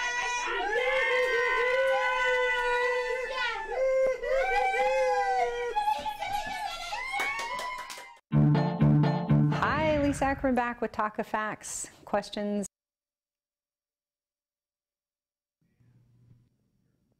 Welcome back, you guys, to Autism Live. I really quickly want to address some questions that we had come in very quickly. Jonalyn had written in and said, is there a time a child should take a break from ABA? And the immediate answer is yes. But it's with an asterisk. There's a whole bunch of reasons why somebody should take a break from ABA. But what I hear from parents a lot of time is they go, this is really hard. And this is hard for me as a family. This is hard for our child. And I would say that's a time to meet with your team and talk about, is it reinforcing enough for you, and is it reinforcing enough for your kiddo? That's not a time to stop ABA. But there are times to stop ABA, and some of the ones I can think of, there's a wonderful program at UCLA for little kids that I've seen parents stop ABA for a 6-week period so that they can attend an intensive in-hospital where the child goes in for 8 hours a day and then comes home, and then they come back to ABA, and there's just behaviors that are under control because it was so intensive. I've seen teenagers that have behaviors that are so challenging that it makes it difficult to even work with an ABA therapist, so that they have to go in hospital for a 24-hour-a-day period because there are things that they have to work on. So sometimes it needs to go to a more intensive setting than ABA, and that's a good reason to put ABA on hold. But if you've got a kiddo who's just having a rough time, that's not the time to put ABA on hold. I've heard many parents will say, oh, we tried it for 6 months and then we just decided to take a break and we never went back to it. I think much better thing to do would be to have a team meeting and say, our child is not having enough fun, because ABA should be reinforcing. So have that meeting, and if they're opposed to that, time to look for a new ABA provider. But don't I've heard this phrase before, don't leave before the miracle. Don't throw the baby out with bathwater. All the phrases you can think of, don't leave until you get the help that you need, because the help is there and available. And my guest is nodding her head. We'll talk about this in a second. In any case, okay, so that's one of the quick questions. Somebody had written in and said, hello from West London. Love that you're there. How do BCBAs feel about professional and treatment plan from speech therapists and OTs? I think that most qualified BCBAs really respect and admire OTs and speech and language pathologists and what they bring to the table. I think that you will find some BCBAs who will be very adamant about the fact that they They feel that what they're doing should take precedent over those things. I really think as a community, we need to be able to argue that they all happen at the same time. But I would say to you that if you only have the time to do one thing, that depending on your child and what your child needs, that ABA is broader and is going to help more people on a general basis. Speech and language pathologists are going to work on very specific things. OTs are spectacular. But if you could only have one, I would tell you to go for intensive ABA. That's me. I'm not a BCBA, but that's my opinion as a parent, and I've seen a lot. That's my opinion. But BCBAs tend to be very respectful and should be. Speech and language pathologists are great. OTs do important things. So, okay, I had another question in here, but can I find it? I might have to come back to you on that. Oh, I know. Another person had written in, said they changed the BCBA requirements, and could I briefly explain the changes? And no, I cannot.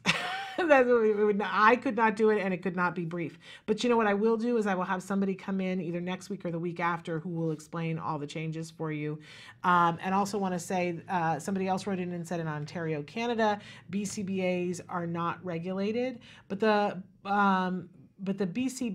BCAB regulates, and so I know that there are some BCBAs in Canada that are under the BCAB, and you can go to their website, bcab.com, and see who is a board certified behavior analyst. Check that out. Okay, we answered questions. So now I wanted to, they've been sitting very patiently and quietly here in the studio with us.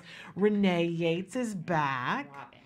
Why am I saying Renee? Because yeah, I have okay, I know I what. have my full name on my. Robin. Robin Yates. Yates. Robin Renee. Forgive me. That's a senior moment right there. And Keith Reza is back. We've had you here on the show before. Yeah, it's been fun. For people who don't know, Keith is a comedian, and Robin is here because Keith is going to be performing during the Fullerton Comedy Show that's coming up in just slightly over a week. Yeah, 8 days. Yeah. We're super excited. More, I'm excited. I'm excited. I'm going to be there. Yeah, I get to be on stage for a few minutes. They're going to let me have a microphone for a few minutes. Yeah. I don't know what they're thinking, Keith. Yeah. I was like, does she do stand-up? Because I've never seen, and she's like, yeah, you do jokes for, you know, I used to do stand-up. You had done stand-up. And now I'm going to come and do a piece from my show, Autism Monologues. Oh, that's going to be which will be a awesome. weird thing in the middle of a comedy show, but it hopefully won't kill everything. But no, I mean, why are we there? It's called the Comedy Show for Autism. Well, and my stuff is comedic, so let's hope it all works out. Yeah. And it's all going to float together. Right, exactly. That is the thing. But for people who don't know, you're a stand-up comedian, and I don't want to speak for you. How do you identify yourself, Keith? Straight. There's the comedian. No, I have a form of autism called Asperger's syndrome, and I was diagnosed when I was 13, and comedy's really saved me. It's made me more verbally and, you know, more social, and, you know, so that's how I got into it, and that's how I wanted to do comedy. Well, I love that you're here and that you are telling us this because it informs us about all the possibilities. Yeah. But in your own right, you're a brilliant stand-up comedian. Of course, you bring some of that sensibility of the fact that you see the world in a different way. I mean, really, when you think about it, that's what comics do, is stand and talk about their view of the world, and that it rings true with us, and we find it humorous. So yeah, the one thing I do take a lot of pride about with my comedy is I talk about having autism and how I see it in my eyes. And it's always, you know, it could always go dark or light, but it's still real, you know what I mean? It lets people know of how, you know, suffering with autism can, because it's hard to communicate sometimes, you know? And I think a lot of people don't realize that with all the phones nowadays, and, you know, so it's just getting, so I think like with my comedy, I like to, a lot of people say I really open their eyes. Yeah. So like that's what I take a lot of pride of with my comedy. I absolutely love it. And let's recap a little bit for people who, if you missed the Jay Moore interview that we did 2 weeks ago, I'm saying it was life-changing for me. He was amazing, and he's the headliner for this performance. It's happening next Friday. What is October 19th at the Fox Theater in Fullerton. Really exciting for us to do that at the Fox. It's a historic theater, so it's just a really cool, fun evening for just a beautiful cause. Yes, let's talk a little bit about Fullerton Cares. It's one of my favorite organizations. I always say that I'm thinking of retiring to Fullerton because you guys have something amazing going on there. So tell us a little bit about Fullerton Cares for people who haven't seen me wax poetic about it before.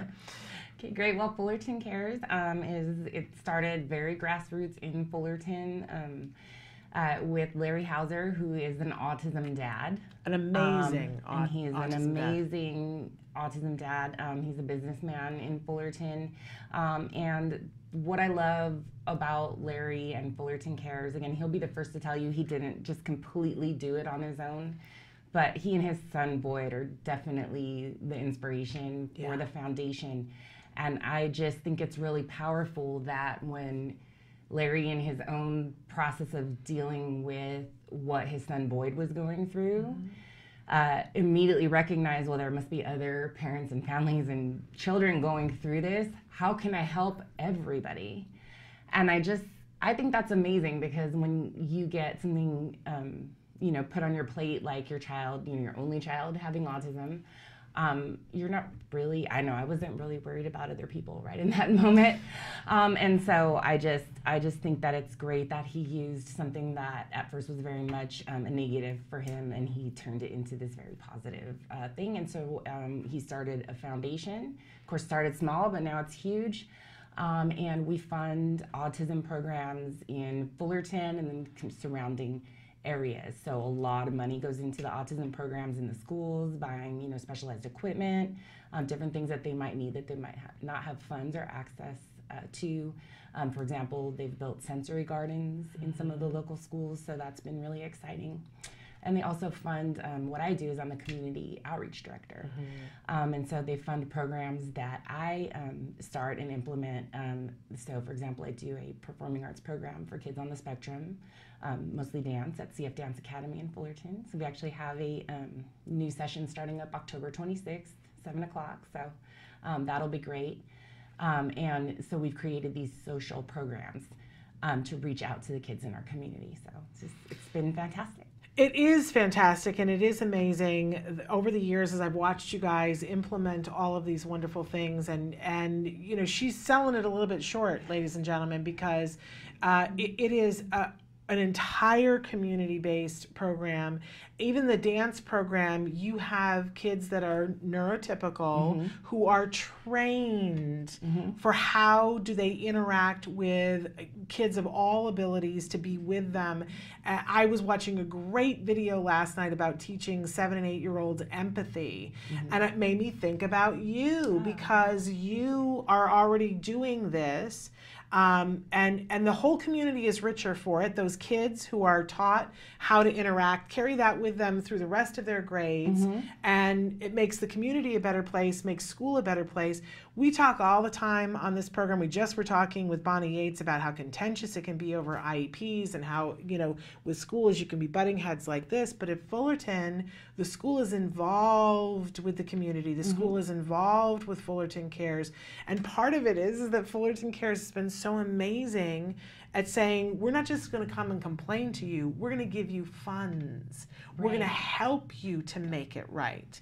We're going to work on this together. They've really created something amazing.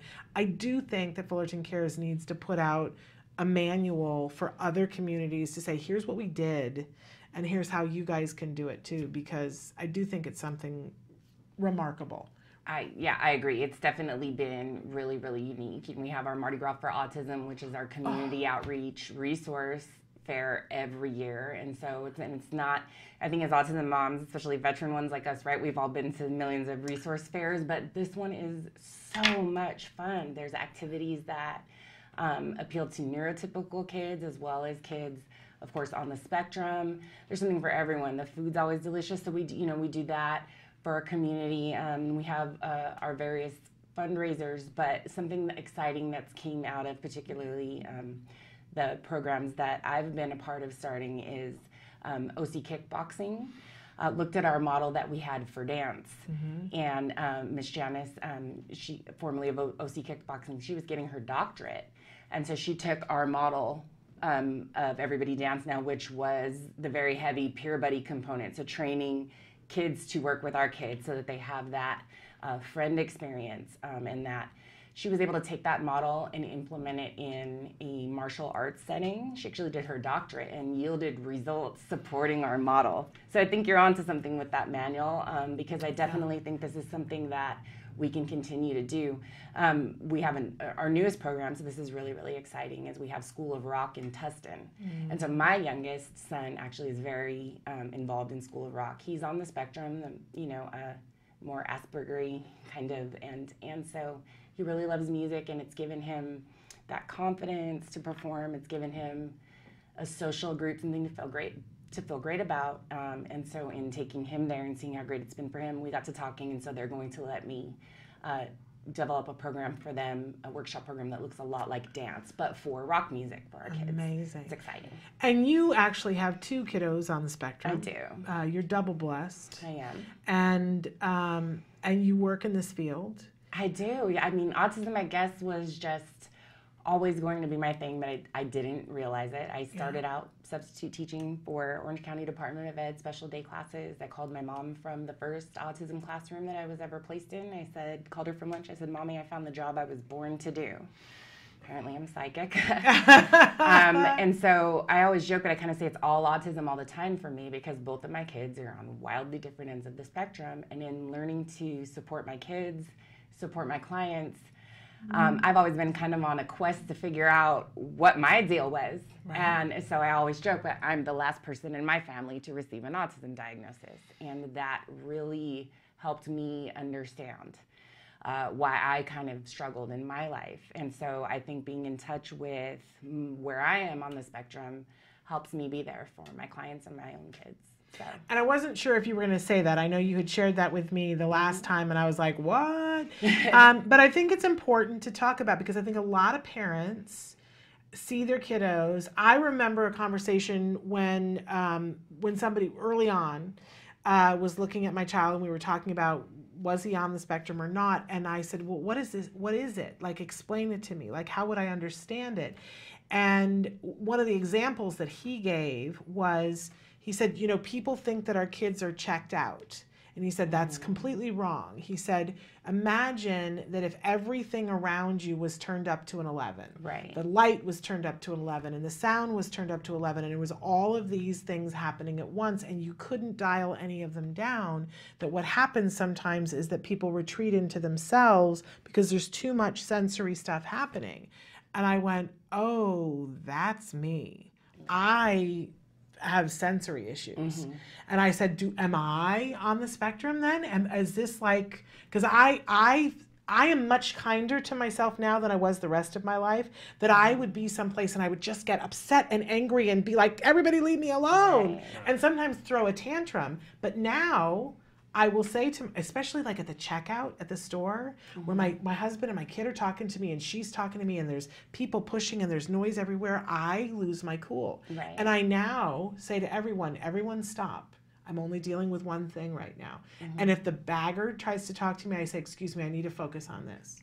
I'm much kinder to myself now because I realize I have a sensory processing issue.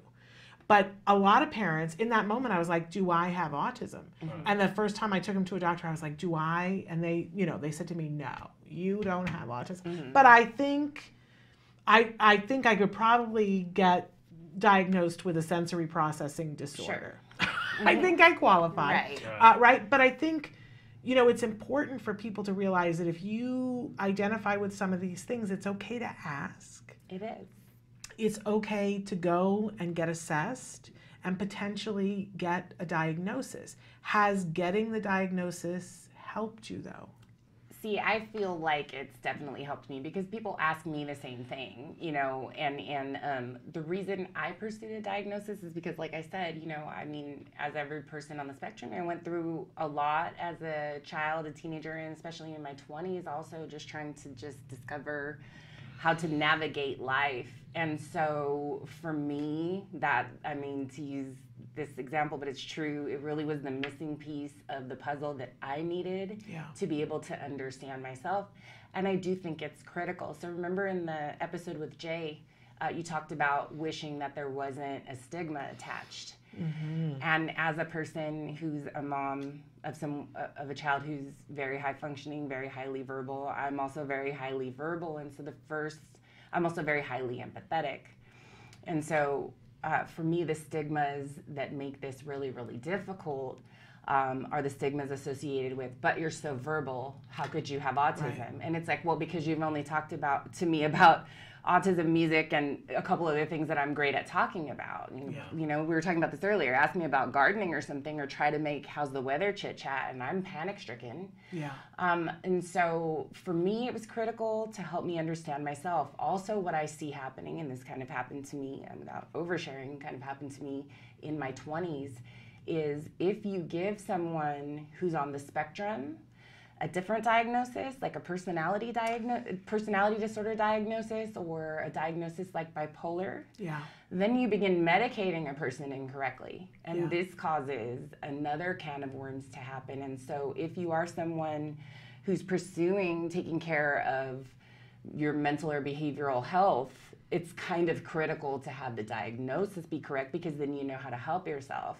I've taken the focus off of trying to help myself. I'm not really looking at meds or anything like that. I'm looking at behavioral stuff for myself. So how can I set goals to improve those things that are difficult for me, like chit chat, like executive functioning, certain things that are hard for me.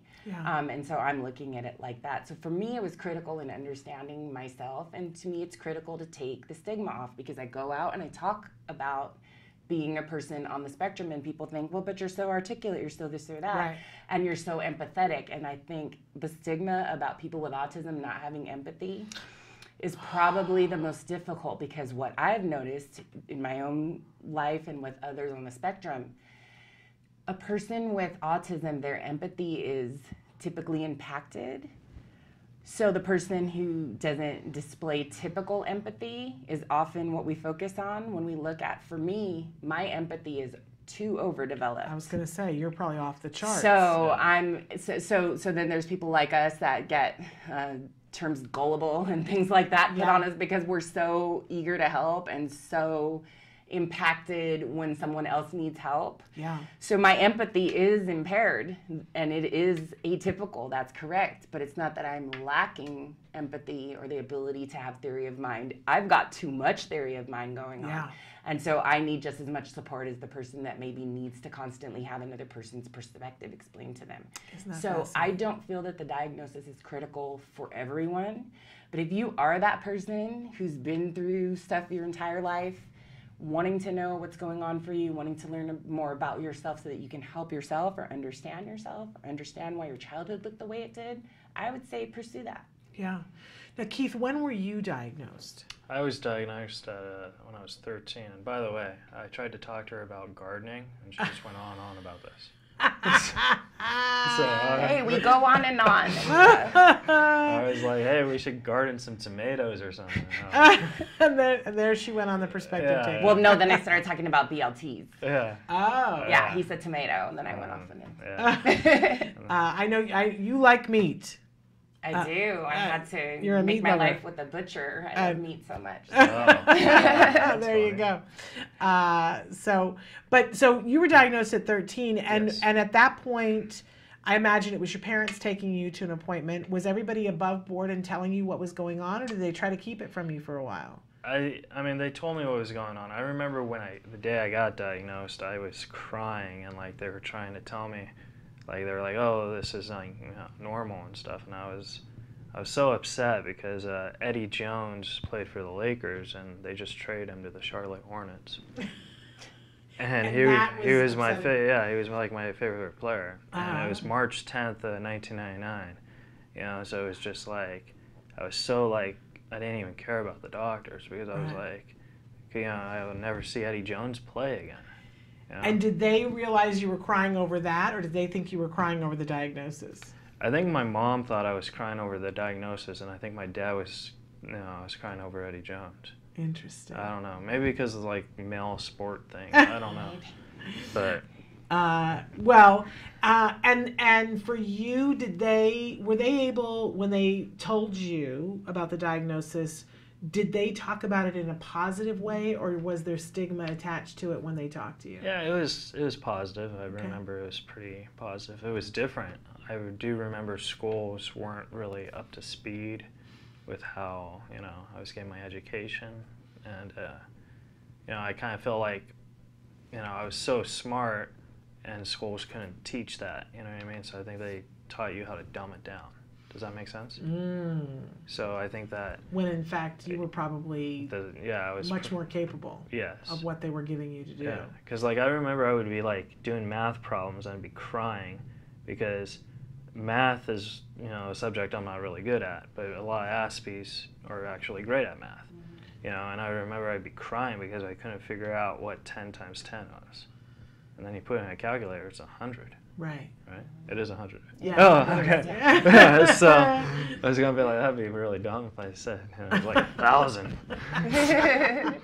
But, so, you know, I remember I would be frustrated by that. And so then, like, when you dumb it down, I remember you don't get frustrated because there's, you know, you're not trying, you know. Right. So I think that's how I was, you know, raised and taught. And, you know, I think it's frustrating now because I'm in college now. Like I dropped out to do stand-up, and now I'm trying to get, you know, an education and stuff. Yeah. And all these 20-year-olds are like, it's like I'm way smarter than all of them, but they've got better grades. You know what I mean? Like I have to work twice as hard, and I think that that's the thing that they didn't really teach. Interesting. You know, because when you have autism, you have difficulties socializing, making friends. You know.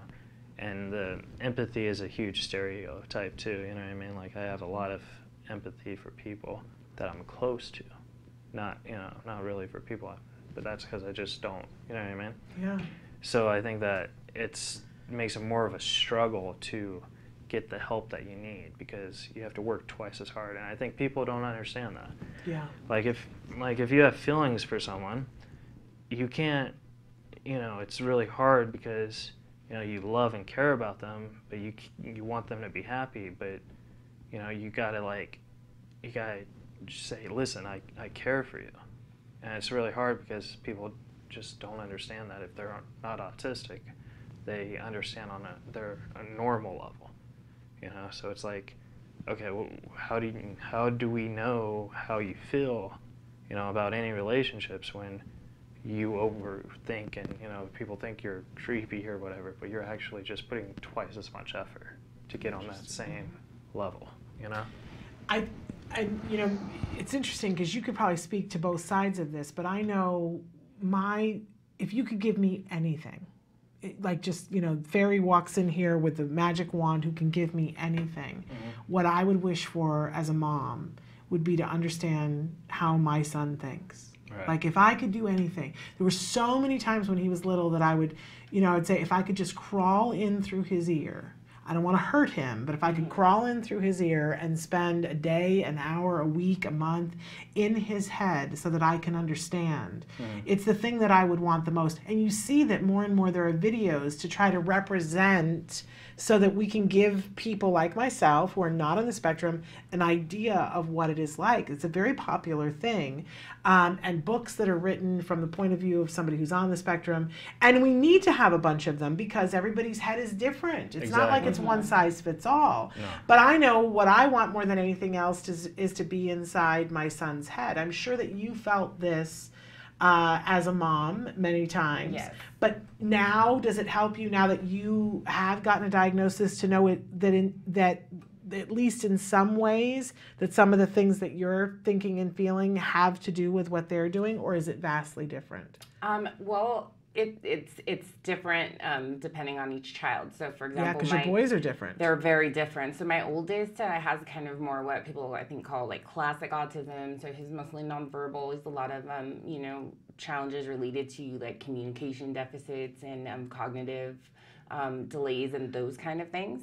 And so he's the one, because we can't have a conversation, that I can't do, that I would give anything. Like I said, like I occasionally will still have the occasional dream at night that we're actually having a conversation.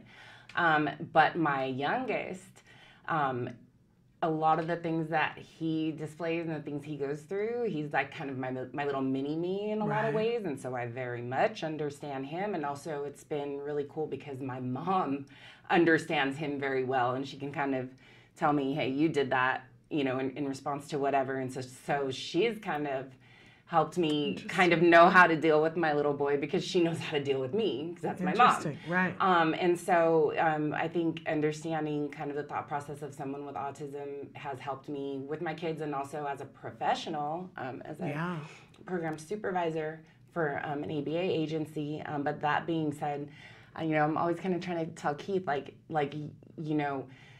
how important it is for parents, especially if our kids are little or newly diagnosed, to be able to ask, what you're going through or what life is like for you, because you're a huge source of inspiration for so many people just because you can talk. Right? Just because you can talk. And then not only can you, talk, but you're saying really funny, smart, different things. And so then that becomes even more inspirational, because you're giving so many people hope for, that are worried about their kids.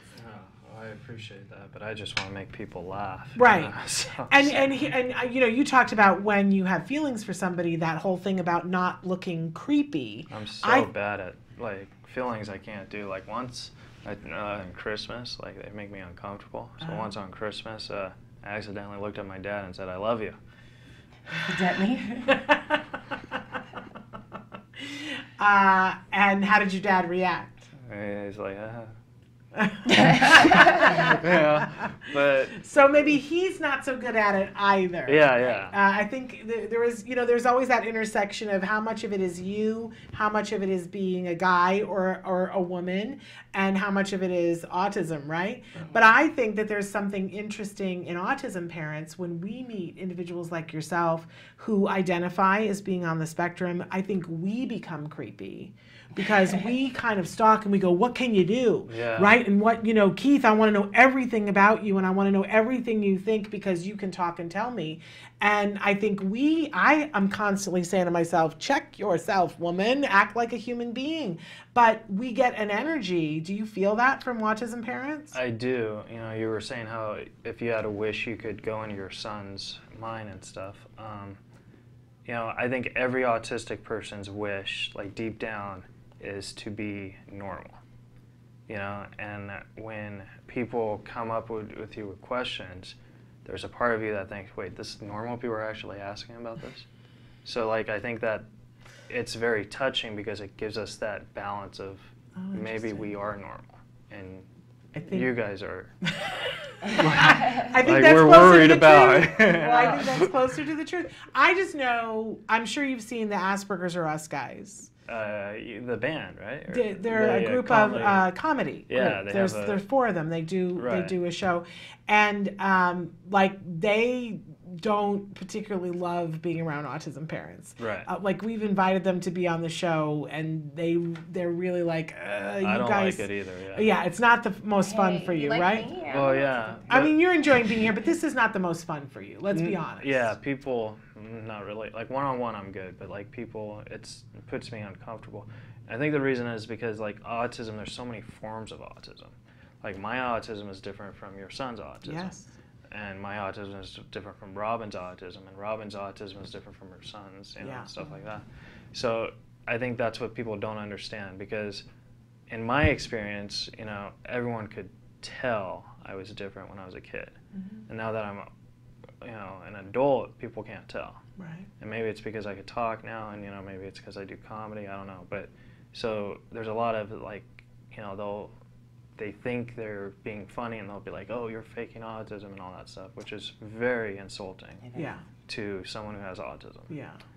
And I think that that's just how they think, because they're used to the whole classic you can't talk type thing. You know what I mean? Yeah. I do. That's really a misnomer, the verbal capability. Absolutely. I'm just saying that we're like almost out of time, and there's a bunch of things we want to talk about. Oh. So really quickly, you have a GoFundMe going on right now. I do. I'm trying to come up with $5,000 to film a very nice 3D HD 1-hour comedy special. And this is something we need to get behind, Keith, and help him to do this. That would be awesome. So GoFundMe.com and put in Keith Reza, R-E-Z-A. And I just did it, and it corrected and went to something else. So you have to do it twice and put in R-E-Z-A. It's also on my Facebook, like the link.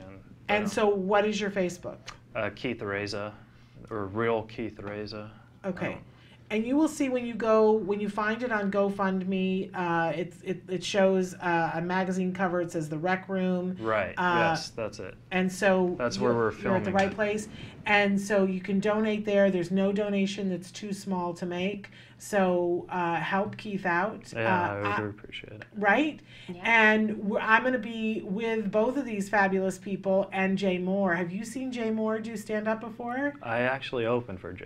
Oh, on a regular basis? Yeah. Like. How awesome is that, Keith? Oh, he's awesome. He's one of the best comics ever. And isn't he? He's hilarious. He's taught me so much. You know? So you're going to be opening for him again at the Fullerton Comedy Show, and that is happening on Friday. Friday, October 19th. So, and you can buy tickets on Fullerton Cares Facebook. You can go to Eventbrite, put in Fullerton Cares Comedy Show for Autism. I know autism-live has a link to ticket sales, and I have it on my website. It's on your website. I think KeithReza.com. Yes, and then also too, he has a great podcast. Fantastic guest. Keith, you're holding out on me. Yes. Oh, yeah, it was such touching about her. I was like, oh, I don't want to tell jokes. I want to hear her I think story. you should tell jokes. But no, I do have a podcast. It's on LA Talk Radio called Razor Riffs. Okay. And, get on iTunes. Yeah. It's fantastic. He has had some really important names in comedy on there, and his perspective is so much different than everyone else's, and that's why even if I have, heard this person on another podcast that I listen to or anything, I will always still listen to Keith's, because Keith gets people to open up in a way that other people don't. There you go. Which I feel like is, the thing that's very special about, it's true. I mean, I love his outside the box thinking, because you kind of touched on this earlier. I don't know that being on the spectrum automatically qualifies me to understand everyone else on the spectrum. And sometimes being on the spectrum makes it so that I'm not going to understand someone else's point of view. And so he's so outside the box that he's definitely got us all just, oh, I never thought of it that way. And so when he's interviewing these really important people that have kind of had the same generic questions asked of them, when they talk to Keith, it's totally different. Of course it is. I think that's amazing. And you mentioned that you've got dance classes starting when? We do. So we have Everybody Dance now at CF Dance Academy in Fullerton. We have that starting October 26th. It's a Friday night, 7 o'clock, so 7 to 8. We have a 6-week program, and then it ends in the Christmas showcase. Okay. So it's going to be exciting. And we don't have the exact launch date for School of Rock Tustin, but we're doing that. And the final cool thing we're doing is I've partnered with the psych department at East Los Angeles College Southgate branch, and we are starting what we think is the first ever community college vocational program, enhanced RBT certification. Yay! Yes. So, because that's one of my big ones, is it's really hard to walk into a community college right now and walk out with a trade. Yeah. And so this is an important field. It's expanding. We definitely need RBTs, people that are trained. Registered behavior technicians, you guys. We talk about it on the show all the time. So what a wonderful thing. Yes, and so I'm developing the course outline right now along with Maria Mayork, and she is a professor, longtime professor for East LA College, and that's exciting. And so I sit for my BCBA hopefully in February, so I should be able to also teach the class. Wonderful. In addition to helping develop the curriculum because I should have my BCBA by then. There you go. It's amazing. And again, Fullerton Cares comedy show next Friday, October 19th. Yeah, okay. Come out. It's going to be so much fun. There's nothing like it. And Jay Moore and I will be a part of it as well. That's George all. Trey. We're over. We're like over by 5 minutes. But I just want to and thank all of our guests today and say that we will be back next Thursday, not live on Wednesday next week, but back next Thursday. And in the interim, I'm going to go see The Boys Next Door on Friday. And I hope that we'll be talking about that next Thursday. But I hope some of you will join me this weekend. It opens on Friday, CRE Outreach. But until next Thursday, give your kiddos a hug from me and one for you too. Bye-bye for now.